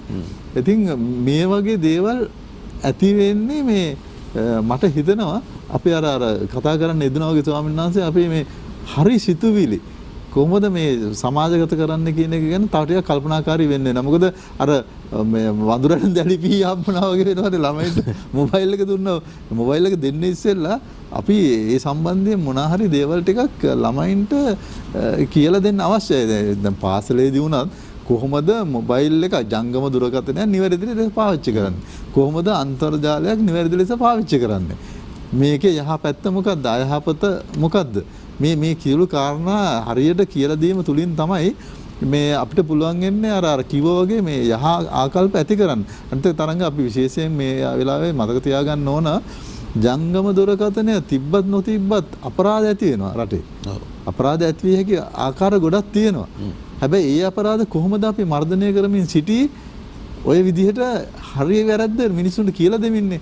එහෙමනම් මේ මාධ්‍යයේදීත් අපි ඒ හරි වැරද්ද හරියට කියලා දීම තුලින් අපිට පුළුවන් වෙන්න ඕන යම් මර්ධනයක් ඇති කරන්න. අජන්තපත් මේ කතාව කරන අතරේ එහෙම තමයි. මෙන්න මේ කරුණු හතරක් මම මේ එක්තරා සංග්‍රහයක තිබිලා සටහන් කරගත්තේ. මේවා පිළිබඳව මේ ඔබතුමාට ඉතාම කෙටියෙන් පැහැදිලි කිරීමක් කරන්න පුළුවන් නම් තරංග මහත්තයා මේ වෙලාවේ විශේෂයෙන්ම අපිව නරඹන දෙමව්පියන්ට වැදගත් වෙයි කියලා හිතනවා. මේ එක්තරා සංග්‍රහයක තිබුණා මේ ඩිජිටල් තිර භාවිතයේදී සැලකිය යුතු කරුණු කියලා. එකක් තමයි මේ තිරේ අඩංගු වෙන දේවල්. ඊළඟට වයස් වලට ගැලපෙනවද නැද්ද කියන එක. ඒත් එක්කම ඒ තිරේ ප්‍රමිතිය. ඒ වගේම ඒක නරඹන වේලාව. ඒක උදාහරණයක් දාලා තිබුණා දැන් ඩේටා රාත්‍රී කාලෙටනේ දෙන්නේ. එතකොට ළමයි මහරෑ වෙනකන් ඇහැරගෙන ඉඳලා මේ තිරේ ඉස්සරහා ඉන්න එක හොඳයිද? ඒකේ ළමයින්ගේ සෞඛ්‍යයට කොච්චර බලපෑම් කරනවද? ඔය වගේ කියලා තිබුණා. මේක මේ භාවිතය පිළිබඳව පොඩි පැහැදිලිවීමක් කරන්න හොඳයි. එහෙම දැන් විශේෂයෙන්ම මුලින්ම කිව්වේ අපි අර content කියලා කියන එක. තිරේ මත දිස්සෙන්නේ මොකද්ද කියන එක. උතනම තමයි ඉතින් ප්‍රශ්නේ තියෙන්නේ. අපි කොහොමද නිවැරදි අන්තර්ගතය තෝරාගන්නේ කියන එක. නිවැරදි අන්තර්ගතය තෝරාගන්නේ කියන එකම තමයි මම කිව්වේ අර ඉස්සෙල්ලා මේ අපිට ඒක ඒ සඳහා අධ්‍යයනයක් අවශ්‍යයි. ළමයා කොහොමද නිවැරදි දෙයක් අන්තර්ජාලය තුළ තෝරාගන්නේ. දැන් අපි ස්වාමීන් වහන්සේ නායක අහම්දුරෝ මේ කලින් කියන්නේ දුනා මේ චක්කු විඥානය සම්බන්ධයෙන් එහෙම. ස්වාමීන් වහන්සේ ඒක කියනකොටම මගේ ඔළුවට 100 නැගිච්ච එකක් තමයි දැන් මේ ඩිජිටල් ලෝකයේ හොයාගත්ත දෙයක් තමයි මිනිසුන්ගේ මනසට ඉක්මනින්ම ඇතුළු විය හැකි ප්‍රබලම මාධ්‍ය තමයි දෘශ්‍ය මාධ්‍ය. එතකොට සියලුම දේවල් දැන් එක වෙනවා මේ දෘශ්‍ය කියන පැත්තට. ඒකෙනුත් ප්‍රබලම එක තමයි මේ වීඩියෝ එක කියන එක. එතකොට මේ වීඩියෝ මාධ්‍යයෙන් හරිය ඉක්මනට ඔළුවට දේවල් ඇතුල් කරන්න පුළුවන්. ඒ හරිය ඉක්මනට ඇතුල් කරන එක හරිය ඉක්මනට අපි දැහැ ගන්නවා. ළමයි ඒ දැහැ ගැනීම කොච්චර ප්‍රබලව දැහැ ගන්නවද කියලා කියනවනම් ඒකේ සමහර වෙලාවට කියන්න හදපු දේ නෙවෙයි එයා දැහැගන්නේ. අර එයාට පේන දේ දැහැගන්න. ඒකේ අර යටින් කියන්න හදන දේ නෙවෙයි දැහැගන්නේ. පේන දේ. ඒකේ හින්දාම තමයි අපි අර කියන්නේ මේ අවභාවිතය නිසා ළමයින්ගේ පරිකල්පන ඥානය මොට වෙනවා. ළමයි හිතන්න පුරුදු වෙන්නේ නැහැ. ඇයි මේ මතු පිටින් පේන දේ උකහාගෙන ඒ තුල ජීවත් වෙනවා. වුන් අර ෆැන්ටසි එකකට යන්නේ මේ මතු පිටින් පේන දේ අරගෙන. මිසක්ක මේ ඇතුලේ තියෙන්නේ මොකද්ද? මොකද්ද මේ ගැඹුරෙන් කියන්න හැදුවේ කියන එක පොඩ්ඩක්වත් හිතන්නේ නැහැ. අනිත් එක තමයි අපි ස්වාමීන් වහන්සේ කිව්වා වගේ දැන් මේ ස්ක්‍රීන්ස් කියන මේ තිරය කියන එක මේ ඇහැට හොඳ මාධ්‍යයක් නෙවෙයි. ඇහැ වෙහෙසටපත් කරනවා. ඒකනේ අර ගොඩක් වෙලාවට මේ මොබයිල් එක බල ඉඳලා ඉවරලා ළමයි මේ ඇස් පියාගෙන නින්දට වැටෙන්නේ. වැඩි වෙලා ඉන්න බෑ. ඕක හින්දා තමයි සමහර තැන්වල අර දැන් Amazon වගේ ඒවා මේ Kindle කියලා උපකරණයක් හැදුවා. ඒ Kindle එක මේ හදලම තියෙන්නේ ඕන තරම් පොත් කියවන්න පුළුවන්. Amazon ඉලෙක්ට්‍රොනික පොත් කියවන්නේ Kindle උපකරණයේ තියෙන්නේ ඒක තමයි පොත් කියවන්න. ඒවා තියෙන දීප්තිය අඩුයි. සාමාන්‍ය පොතක පිටුවක් කියවනවා වගේ ඕන තරම් කියවන්න පුළුවන්. මේවා එහෙම නෙවෙයි. මේවා ඇහැට හරිය අහිතකරයි. ගොඩක් වෙලා බලනකොට මේ ඇහැට අමාරු වගේ මෙතන ඇහැට අමාරු වෙනවා කියනකොට අපි තේරුම් ගන්න ඕනේ ඇහෙන් පිටිපස්සේ මොකද්ද මොලේටත් බලන්න කොයි වගේ තියෙන්නේ. ඒ වේස කර බව තනිකර මොලේට යනවනේ. ඒක මේ ලෙඩු ටිකක් වගේ. අර ඇබ්බැහිවීමේ තියෙන දරුණුකමත් ඒකයි. ඕකේ ඉන්න අපිට පේන්න පටන් ගන්න අපි මේ ලෙඩ සමාජයක් ඇති කරන්නේ.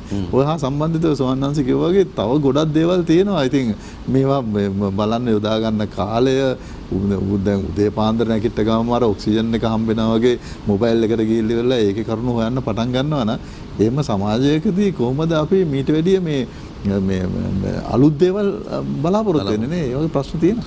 දීප්තිමත් තිරයක් පුංචි තිරයක් දිහා ඇස් දෙක කුඩා කරගෙන මෙහෙම ලං කරගෙන බලන්න. ඉතින් ඒක කොයිතරම් අහිතකර තත්ත්වයක්ද කියන එක හිතා ගන්න ඕන.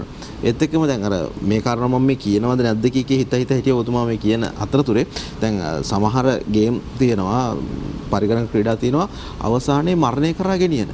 ලෝකයේ ඔබතුමා හොඳ ආකාරව දන්නවා ඇති. එහෙම සිද්ධි ලෝකයේ මේ වෙලා තියෙනවා.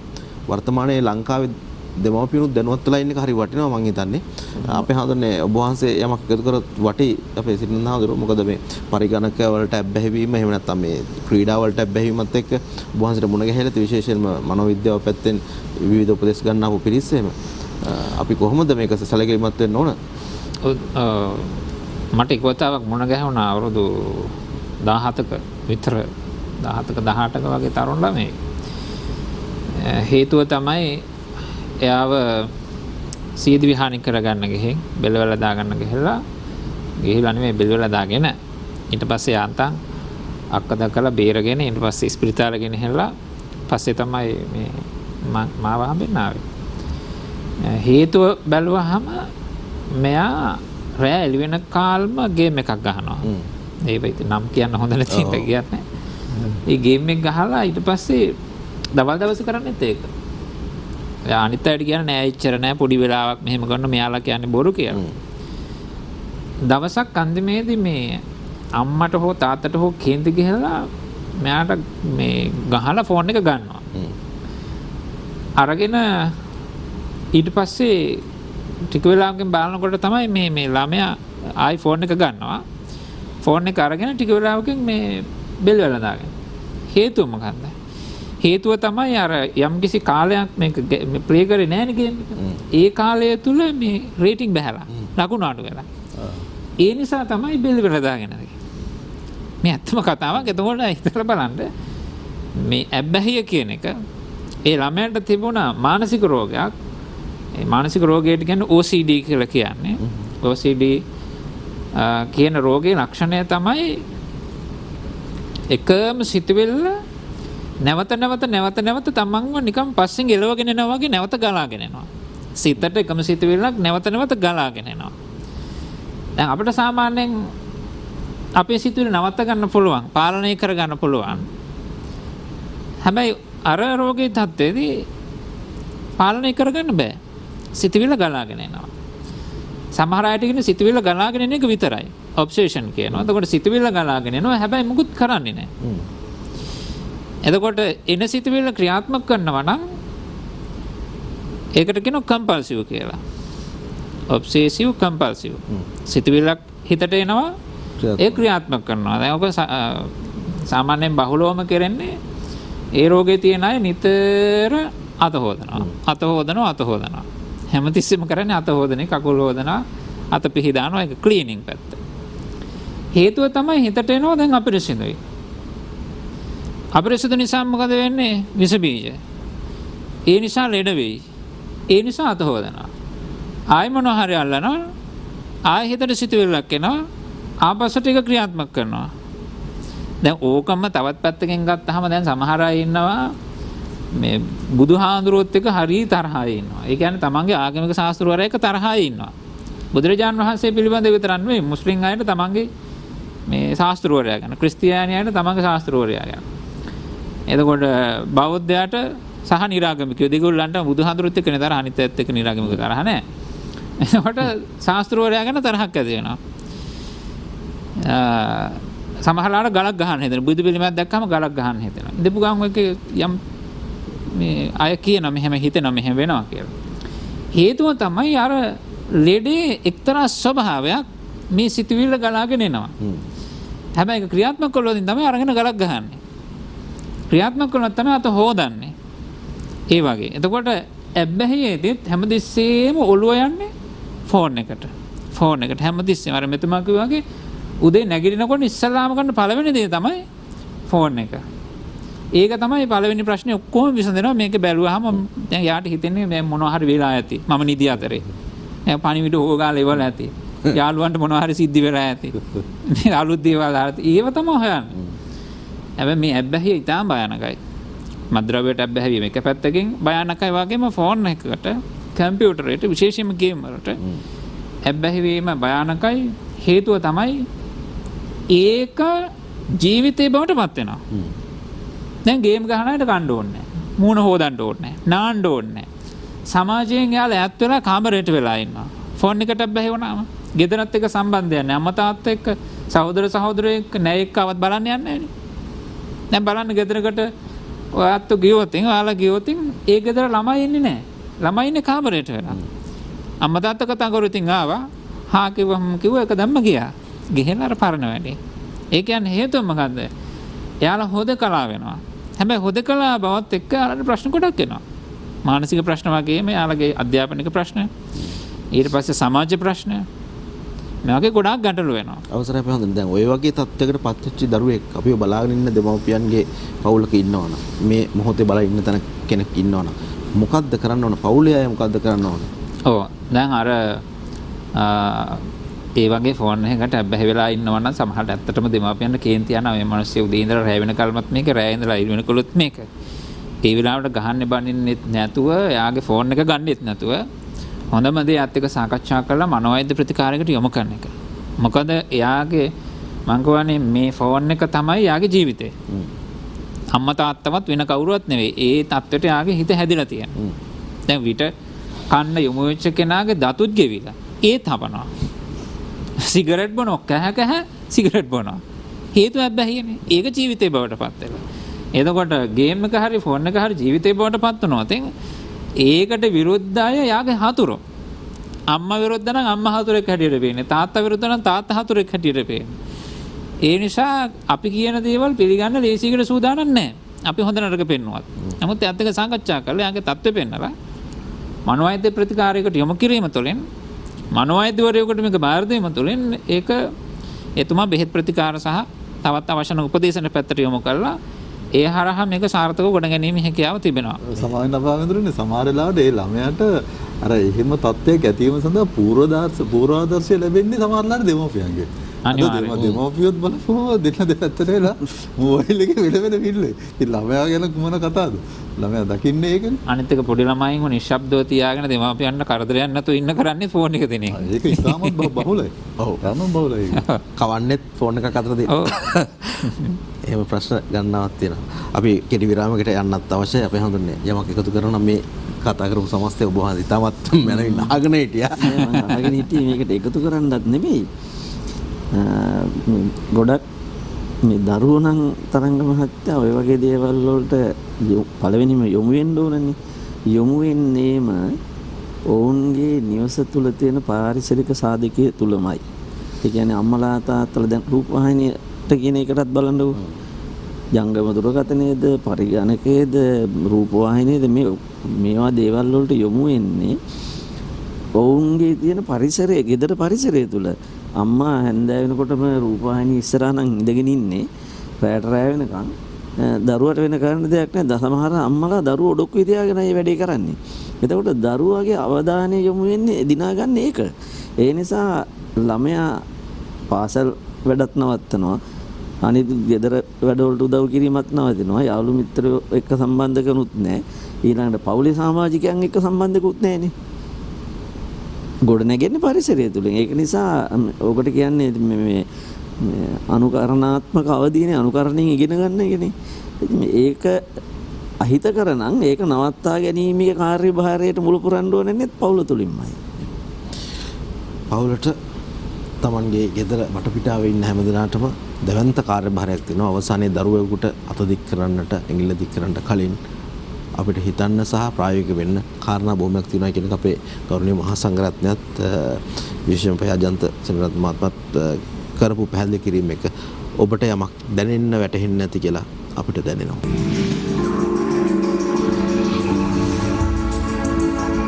සමාජයේ අවිදු අඳුර දුරු කරන්නට සියත මාධ්‍ය ජාලයේ ගරු සභාපතිතුමාගේ අනුග්‍රහදායකත්වය අපිට මේ වැඩසටහනට නිරන්තරයෙන්ම ලැබෙනවා. ආශිර්වාද ලැබෙනවා. ඒත් එක්කම ප්‍රියන්ත කාර්ය පෙරමැතිතුමාගේ මඟ පෙන්වීම එතුමාගේ සංකල්පයක් විදිහට බිහි වුණු වැඩසටහන වසර 4-5 පහු කරගෙන වැඩසටහන් 100 200 300 පහු කරගෙන දිගු ගමනක් ආපු වැඩසටහනක් ඔබේ ආදරණීය ප්‍රතිචාරය ඉතාමත් හොඳින් අපිට ලැබෙන වැඩසටහනක් බවට පත් වෙලා තිබෙනවා. ඒකටත් ඔබටත් යලිත් වතාවක් බොහොම ස්තුතියි කියන ගමන් අද දවසේදී අපි යාත්‍රා මේ පියවර තුල අද දවසේ මුණ ගැහිම තුල අපරාධ සහ විශේෂයෙන්ම තාක්ෂණය භාවිතා කිරීම තාක්ෂණික භාවිතය පිළිබඳව කතා බහ කරමින් පැතිකඩයන් කිහිපයකට අපි ගමන් කරන්න උත්සාහ කරා.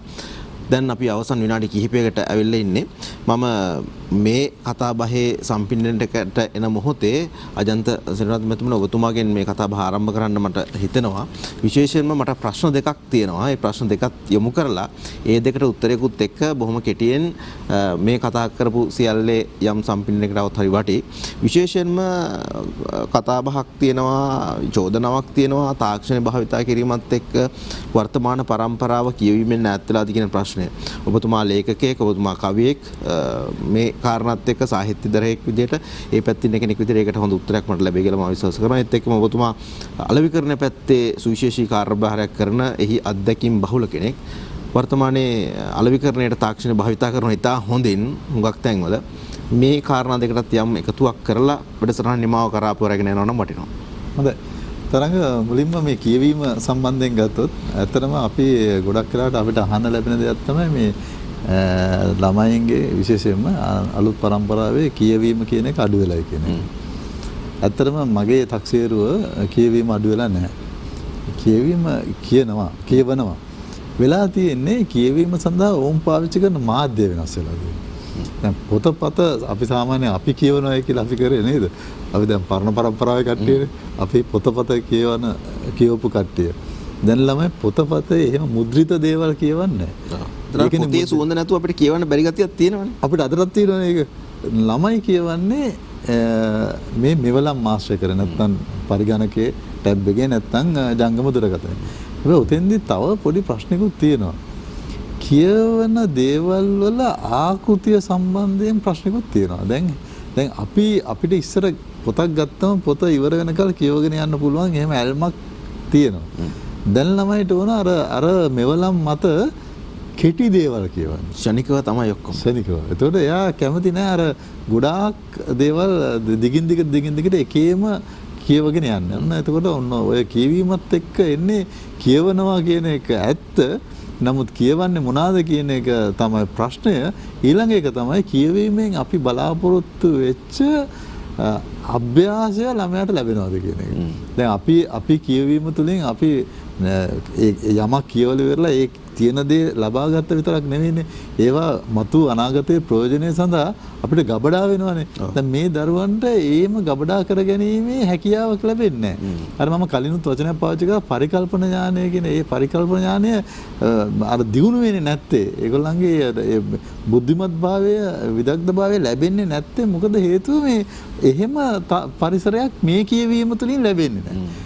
අනිත් එක මේ කියවන දේවල් හුඟක් වෙලාවට බලපුවම අපිට මේ හරි වචනේ ගත්තොතින් මේ අපිට කියන්න බෑ මේ නිවැරදි දේද කියවන්න කියලා. අපි කියවනවා ඒක ඇත්ත. දැන් මට තරංග වෙන එකත් කියවන්න පුළුවන්. තව කෙනෙක් කියවන එකත් කියවන්න පුළුවන්. නමුත් මම තරංගගේ මිත්‍රයෙක්ින්ද තරංග දෙවෙන දේ කියවනවා. නමුත් තරංග ලිව්වේ හරි දේද කියන එක මම දන්නේ නැහනේ. ඉස්සර අපි පොතක් තෝරගෙන නිවැරදි දේ කියවන්න අපිට හුරුකමක් තිබුණා. දැන් අපි කවුරු හරි කෙනෙක් කියවපු එක කියවලා අරයා මෙහෙම එවුවා මේක හරියට කියලා ඉවරලා ඒක පිළිගන්නවා. ඉතින් නවතින්නේ නැහැ. ඒකට කමෙන්ට් එකක් උදාලා සමහර එක තව කෙනෙක් ෂෙයා කරලා තමයි ඉවර වෙන්නේ. ෂෙයා කරලා එතකොට අනිත් එක්කනවත් අමාරු වෙනවා. මතක් කරපේක හොඳයි. ඕකෙන් තමයි ඔය මම දැක්ක ඔය ළඟින් දවසේ කවුරු හරි ප්‍රසිද්ධ එක්කෙනෙක් කියලා තිබුණා මේ යම්කිසි රූපයක් එක්කලා යමක් තිබිච්ච පළියට ඒක සත්‍යය පිළිගන්න එපයි කියලා. මේ ප්‍රසිද්ධ කෙනෙක් කියලා තිබිච්ච එක පිටරටක ඒක සත්‍යයි කියලා පිළිගන්න එපා. සමහරවිට අපිට නිකන් ලියලා එවනවා අපි හිතමු ප්‍රසිද්ධම පුද්ගලෙක් එක්ක ඡායාරූපයක් යටින් නිකන් හරියට එයා ලිව්වා වගේ මේක ලියලා එවලා අපි හිතලා මේ ආවලා එක කියන්නේ නැති කියලා. ඇත්තට බලපුවා මේක කියලාත් නැහැ. මේ හදපු එක. හදපු එක කියපුවම ඉතින් ඔන්න වැරදි දේ තමයි අපිට මේ ඥානගත වෙන්නේ. වැරදි දේ. ඔන්න ඔය ප්‍රශ්නේ තියෙනවා. අනිත් අතට අලෙවිකරණය ගැන ඇහුවා. අලෙවිකරණේ තරංග වෙලා තියෙන්නේ අලෙවිකරණයේදී අපිට මේ ලොකු chance එකක් ලොකු අවස්ථාවක් හම්බෙලා තියෙනවා ඕනම කෙනෙක් එක්ක තරංග කිරීම සඳහා මේ මාධ්‍ය පාවිච්චි කරනවා.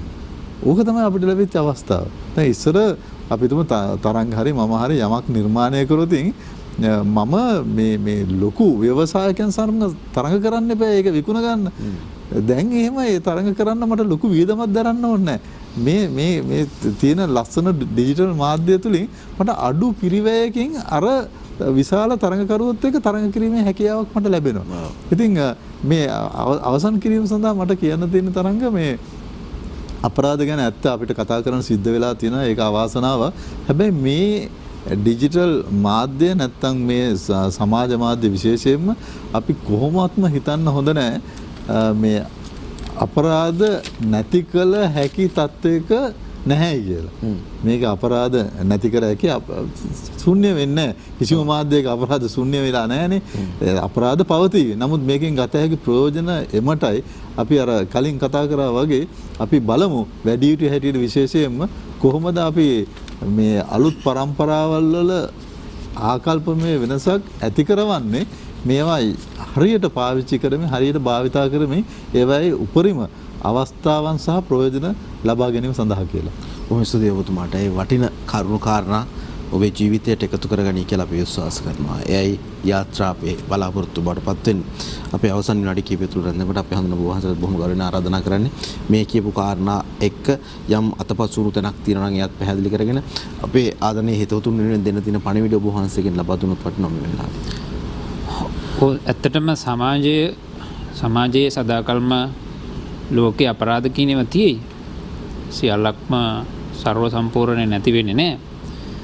වර්තමාන තාක්ෂණයේ තව අවුරුදු 100ක් ගියාට පස්සේ පරණ තාක්ෂණය වෙලා අලුත් තාක්ෂණය එනවා. එතකොට ඒ තාක්ෂණයට අනුරූප විදියට අපරාධකාරයෝ අපරාධ ක්‍රියා ඔක්කොම මේ විදියට කෙරෙයි. මේ වර්තමාන කාලේ තියෙන ජංගම දුරකථන සහ අපේ තාක්ෂණික sannivedana ක්‍රම ශිල්ප නැතුව අතීත කාලේ පරිවි පාවිච්චි කරලා පණිවිඩය යවපු කාලෙත් ඉතින් රජවරුත් පණිවිඩය යවුවා, හතුරුත් පණිවිඩය යවුවා, අපරාධකාරයොත් යවුවා. ඒත් එහෙමමයි. මම හිතන්නේ එකම දේ දිගටම පවතිනවා. හැබැයි ඉතින් අපි උත්සාහ කළොත් වගකීම් යුතු සියල්ලෝම අපිට පුළුවන්කමක් තියෙනවා මේවා පාලනය කරගන්න, අවම කරගන්න. ඒක ඉතින් ඇත්තටම පටන් ගන්න ඕන අපේ අරනායක හඳුරු කලින් සැරේ අවසානයේ කෙටියෙන් කිව්වනේ මේ gedara පරිසරය. ඇත්තටම gedara පරිසරය තමයි වැදගත් වෙන්නේ. මොකද gedara හැදෙන අම්මා තාත්තා යටතේ මුල්ලාමාවිය ගොඩනගෙන කෙනෙක් තමයි පැවිදි වෙන්නේ. ඒ කෙනෙක්ම තමයි පොලිසියට යන්නේ. ඒ කෙනෙක්ම තමයි දොස්තර කෙනෙක් වෙලා ඉස්පිරිතාලේ යන්නේ. ඒ කෙනෙක්ම තමයි ව්‍යාපාරිකයෙක් වෙන්නේ. ඒ කෙනෙක්ම තමයි හමුදාවට යන්නේ. ඒ කෙනෙක්ම තමයි දේශපාලකයෙක් වෙන්නේ. එතකොට යම් විදියකින් අතන අවුල් වෙලා තියෙනවා නම් පවුල කියන එකේදී ඒ අවුල දිගටම ගෙහෙලා ඒ හැම ක්ෂේත්‍රයක්ම විස බීජ වලටපත් වෙනවා. ඒ නිසා gedara අම්මගේ තාත්තගේ තත්ත්වය තියාගන්න පුළුවන් නම් හරි වටිනවනේ. දැන් එක අම්මා කෙනෙක් තාත්තා කෙනෙක් කිව්ව කතාවක් ඒ තමයි දුවට මොකක් හරි උපදේශයක් දුන්නොත් දුව හැමතිස්සෙම ගස්සගෙන පඩිපෙළත් සද්දෙට නැගලා දොර කාමරයේ දොර දඩාංගාන සද්දෙන් තමයි වහන්නේ. මේක ටික කාලයක් බැලුවා. පස්සේ මොකද කරේ? ඒ වගේ එක දවසක් එහෙම සිද්ධියක් වුණා. තාත්තා නියනක් අරගෙන ගිහලා ගැලෙව දොර. දොර ගලවලා දෙවුවා. දොර ඕනනම් මීට පස්සේ වැරද්දක් පෙන්වුවාම ඒක පිළිගන්න ඕන. මේ වගේ කරන්න බෑ. කාලයක් ගියාට පස්සේ ලෙන හොඳ වෙලා ඉතින් නාහෙන් අඬලා ඉල්ලුවට පස්සේ දොර හයි කරලා දුන්නා. ප්‍රශ්නයක් නැහැ. ඉතින් අපි කරන්නේ එහෙම නෙවෙයි ගොඩක් වෙලාවට. දරුවා සුපර් මාකට් එකට ගියාම ඉල්ලලා අඬනවා නම් බිමට ලැජ්ජයි. ඉතින් අරන් දෙනවා. ආපස්සට දරුවට ඕන නම් ආයෙ අඬනවා. ආයෙ අරන් දෙනවා. ආයෙ ඕන නම් ආයෙ අඬනවා. ඉතින් අඬනකල් බලන් ඉන්න පුළුවන්. කොච්චර ලඬයිද? කන්න බැර නම් බඩගින්න ඉන්න කියනවා. ෆෝන් එක දෙන්න. කොච්චරකල් බඩගින්න ඉඳීද? මේ නිසා අම්මගේ තාත්තගේ තත්ත්වය තියාගත්තා නම් ගොඩාක් ප්‍රශ්න ගෙවල්ල විසඳ ගන්න පුළුවන්. ඊළඟට යම් විදියකින් දැන් මේ කාලේ දැන් ඉස්සර නම් ඉස්කෝලේට ෆෝන් එක අරන් ආවොත් ගහලෙලවනවා. දැන් ෆෝන් එක නැත්තම් ගහලෙලවනවා. ඒ වගේ තමයි. එතකොට යම් විදියකින් මේවාටත් අම්මා තාත්තත් දැන් මේ ෆෝන් ගැන අවබෝධයක් තියෙනවා. ඉතින් මේවට යම්කිසි පාලනයක් දාලා ඇතුව කරගෙන ගියොත් මේ ප්‍රශ්නේ විසඳ ගන්න පුළුවන්. නැත්තම් ඉදිරියට ඇත්තටම ලෙඩ්ඩු ටිකක් ඇස් පේන්නේ නැති විශේෂයෙන්ම ෆෝන් එකත් එක්ක මතක ශක්තිය මොළයට බලපානවා, ස්නායු වලට බලපානවා, මතක ශක්තිය දුර්වල වෙනවා.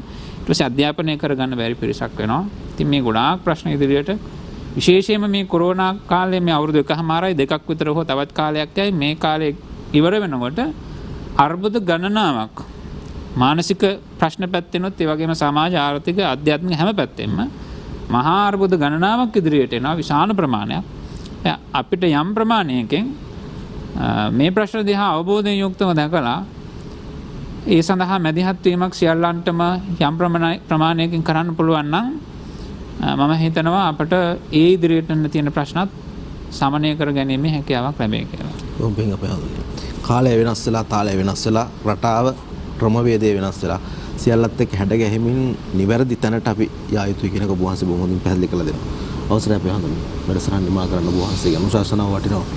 තරංග මහත්තයා අපිට ලැබුණු කාලයත් එක්ක යම් පමණකට මේ පිළිබඳව කතා කළා කියලා හිතෙනවා. අවසාන කරන්න මම හිතුවා බුදුරජාණන් වහන්සේගේ ඉගැන්වීමක් තියෙනවා මේක අභිධර්මයේ එන්නේ අපේ සිත්වල සිතුවිලි හටගන්න සහ ඒවා ක්‍රියාත්මක කරන ක්‍රම දෙකක් තියෙන බව අසංඛාරික සිත සසංඛාරික සිත කියලා. අසංඛාරික සිත කියලා කියන්නේ අනුන්ගේ මෙහෙයීමකින් තොරව කිසිදු බලපෑමකින් තොරව තමන්ගේම හිතේ උපදින සිතුවිලි.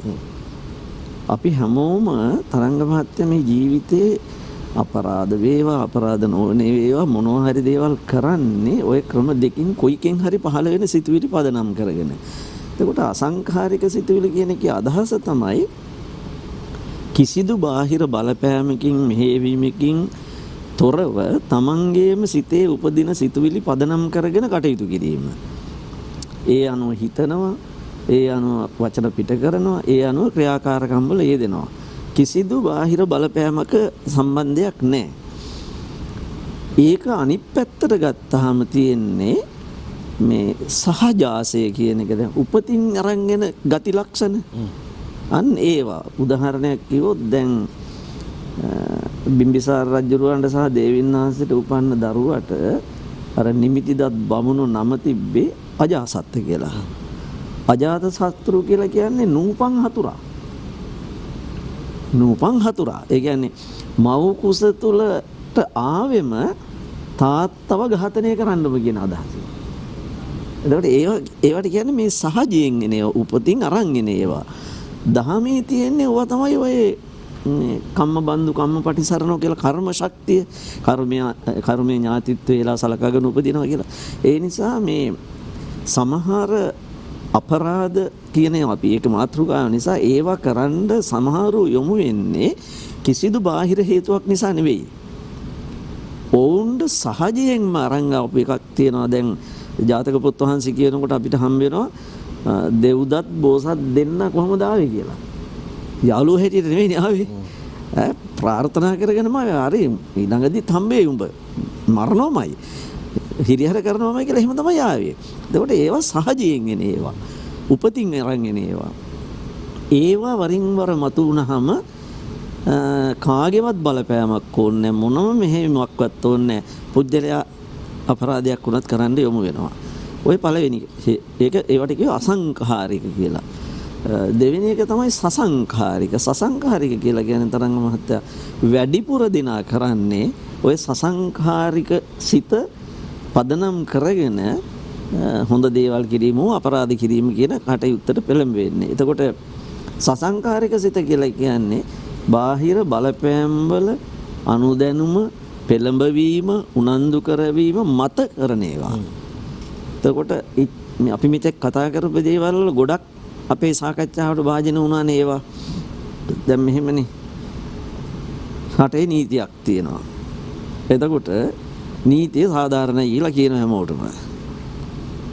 මේ රටේ තරංග මහත්තයා නීතියේ පිළිසරණ හොයාගෙන ගිය මොනතරම් දෙනෙක් ඉන්නවද? ඔවුන්ට කිසිදු හවුහරණක් නැති. Tamanට අසාධාරණයක් වුණා. තමන්ගේ පවුල කෙනෙකුට අපරාධයක් කළා. හැබැයි අඩුම තරමේ සමහර වෙලාවට ඒක පැමිණිල්ලක් කරන්න ගියාම පැමිණිල්ල ලියා ගන්න නැති අවස්ථා තියෙනවා. එතකොට මොකද මේ මිනිස්සු කරන්නේ? ඒ මිනිස්සු හිතනවා හරි අධිකරණයට යන්න හෝ නීත්‍යානුකූලව රටේ තියෙන ක්‍රමයට යන්න බැයි නම් අපට පුළුවන් දෙයක් අපි කරනවා. නීතිය අතට ගන්නවා. නීතිය අතට ගන්නවා. නීතිය වල්වදිනවා අතට ගන්නවා කියන්නේ ඒකයි. ඒක මේ අහගෙන ඉන්න ඕනම කෙනෙකුට මුහුණ දෙන්න සිද්ධ වෙලා තියෙන ඒවා ඇතිනේ. අපටත් සිද්ධ වෙලා තියෙනවානේ. එතකොට අන්න ඒ වාගේ ඒ කියන්නේ පෙළඹවීම ඇති කරනවා තරංග මහත්තයා බාහිර සමාජයේ විසින් පුද්ගලයින්ම අපරාධයකට යොමු කරන්න. වැරදි දෙයකට ඔවුන්ගේ චර්යාව යොමු කරන්න. ওই නීතිය ගැන අනිත් එක බලන්නකෝ දැන් මේ හොඳයි වැරදිකාරයෙක් වෙලා අපිට මේ මාධ්‍ය තුලම කියනවා තරංග මහත්තයා මාධ්‍ය ප්‍රකාශකවරු එක කාලින් කාලට එනවනේ. ඒගොල්ලෝ කියනවා මෙයා අපරාධකාරයෙක්. මේ සම්බන්ධකම් තිබුණා පරීක්ෂණ වලින් අනාවරණය වුණා එහෙනම් බන්ධනාගාරගත කළා දඬුවම් දුන්නා. එතකොට එතන සාධාරණයක් තියනවද? නිකන් හිතලා බලන්න නීතියට අපි අභියෝග කරනවා නෙවෙයි. මේවා තුලින් තමයි අපරාධ කරුවෝ නිර්මාණය වෙන්නේ. මිනිසුන්ගේ සිත් අපරාධයකට නතු වෙන්න යොමු වෙන්නේ ඒවා. එතකොට පැහැදිලිවම මේ රටේ අපිට පේනවානේ සමහර නීතිය හසුරවපු අධිකරණ පද්ධති ඉහළ තනතුරු දරාපු අය පස්සේ කාලවල කිව්වේ මම හරියට තීන්දුව දුන්නා නම් අද ඔහොම ඉන්නේ නැහැ කියලා කිව්වා. එතකොට ඒකෙන් මොකද්ද මේ කියන්නේ රටට? අපි හරියට ඒක කළේ නැහැ. තියෙන මිනිස්සයාට බලවන්තයාට හැකියාව තියෙන කෙනාට ධනය තියෙන කෙනාට අපි අසාධාරණයට උනත් සාධාරණයි කියලා පෙන්වනවා කියලා. ඕකට තියෙනවා තරංග මහත්තයා බුදුහාමුදුරුවෝ දේශනා කරපු සූත්‍රයක් අත්ථකරණ සූත්‍රය. අත්ථකරණ සූත්‍රය. ඒක කොසල් රජුරවන්ට බුදුහාමුදුරුවෝ දේශනා කරන්නේ. කොසල් රජුරෝ මද්දහනේ එනවා මේ උසාවි සංකීර්ණයේ ඉඳලා අධිකරණ ශාලාවේ ඉඳලා බුදුහාමුදුරුවෝ හම්බෙන්නේ. ආපුවාම බුදුරජාණන් වහන්සේට මොකද මහරජතුමනි මේ දැනුම් දීමකින්වත් තොරව රජ කෙනෙක් කෙනෙකුට ඉතින් දැනුම් දෙන්න පේනවා කියලා හදිස්සිය කියලා. නෑ ස්වාමීනි මම අධිකරණ ශාලාවේ ඉඳලා ආවේ. අධිකරණ ශාලාවේ නඩු අහන හැටි මම බලාගෙන හිටියා. එතන පුදුම අසාධාරණකම් කෙරෙන්නේ. රජුරෝ කියනවා ධනියේ තියෙන මිනිහා බලයේ තියෙන මිනිහට හොරා නොහොරා කරනවා හොරා කරනවා දඬුවම් නියම කරනවා. බලාගෙන ඉන්න බැරි දැන මම මේ ආවේ කියලා. මම මේ ඔක්කොටම ආරාධනා කරනවා කියවල බලන්න අත්කරණ සූත්‍රය අංගුත්තර නිකායේ. ඒ වෙලාවේ බුදුරජාණන් වහන්සේ පැහැදිලි කරනවා මහරජතුමනි ඒගොල්ලෝ කරන ඒවා ඒගොල්ලන්ට තියෙයි. තවුනාසේ ඉතරක් කරගන්න එපා කියලා. අද ඕක නෙවෙයිද කෙරෙන්නේ. ඒ කියන්නේ එහෙම වෙනකොට මිනිස්සු නීතිය අතට ගන්නවා. මිනිස්සු පාරට වහිනවා. කෑ ගහනවා. ඕක තමයි ස්වභාවය. ඒක නිසා අපරාධ වර්ග කරලා තියෙනවා රාජ්‍ය අපරාධ, පුද්ගල අපරාධ, දේපල අපරාධ කියන. වැරදි ඔක්කොම අපරාධ නෙවෙයි. ඔය තුන් කොටස තමයි වර්ග කරලා තියෙන්නේ. ඔය කවර හෝ අපරාධයකට යොමු කරවන සාධක තියෙනවා. ඒ නිසා ඔබ හොඳට මතක තියාගන්න. ඔබ අපරාධ කරුවෙක් නොවෙන්න. ඒකට බුදුහාමුදුරන් වහන්සේ දේශනා කළ ප්‍රධානම දේ තමයි තරංග මහත්තයා ඉන්ද්‍රිය සංවරය ඇති කර ගැනීම. අපේ ඉන්ද්‍රයන් සංවර කර ගැනීම, පාලනය කර ගැනීම.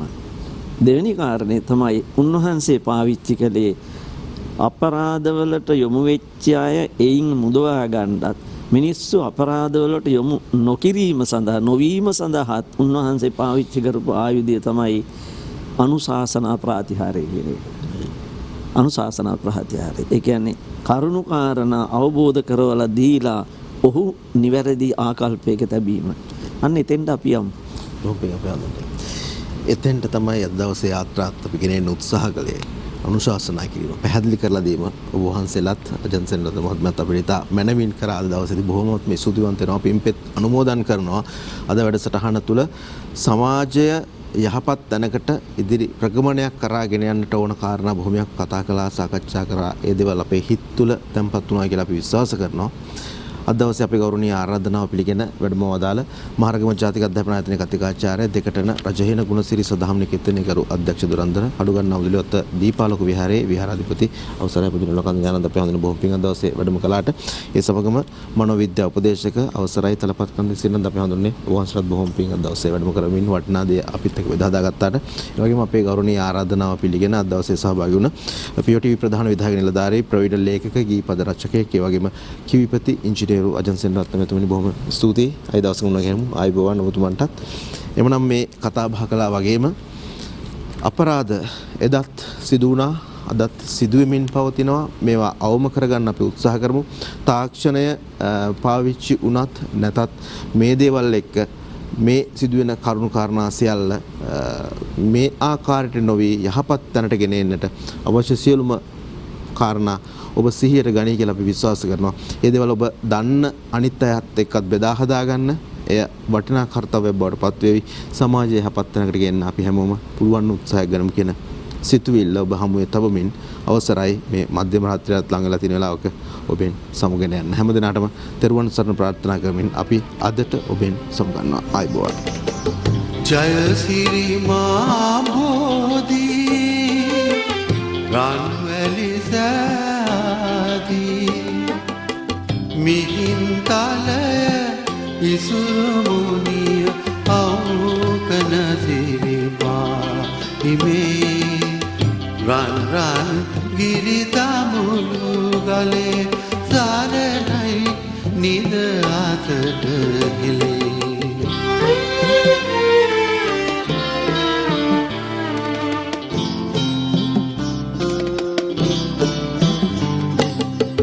අනුරපුරය පොළොන්නරුව තිස්ස මහරාවනුවර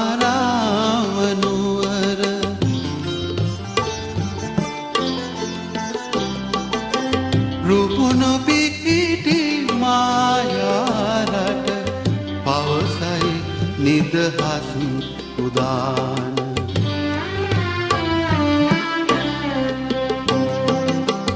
ජයසිරි මා බෝධි රන්වැලි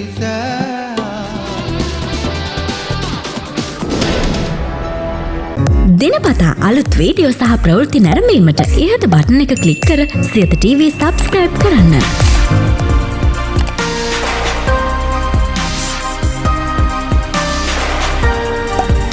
අලුත් වීඩියෝ ගැන මුලින්ම දැනගන්න මෙම සීනුව ක්ලික් කරන්න.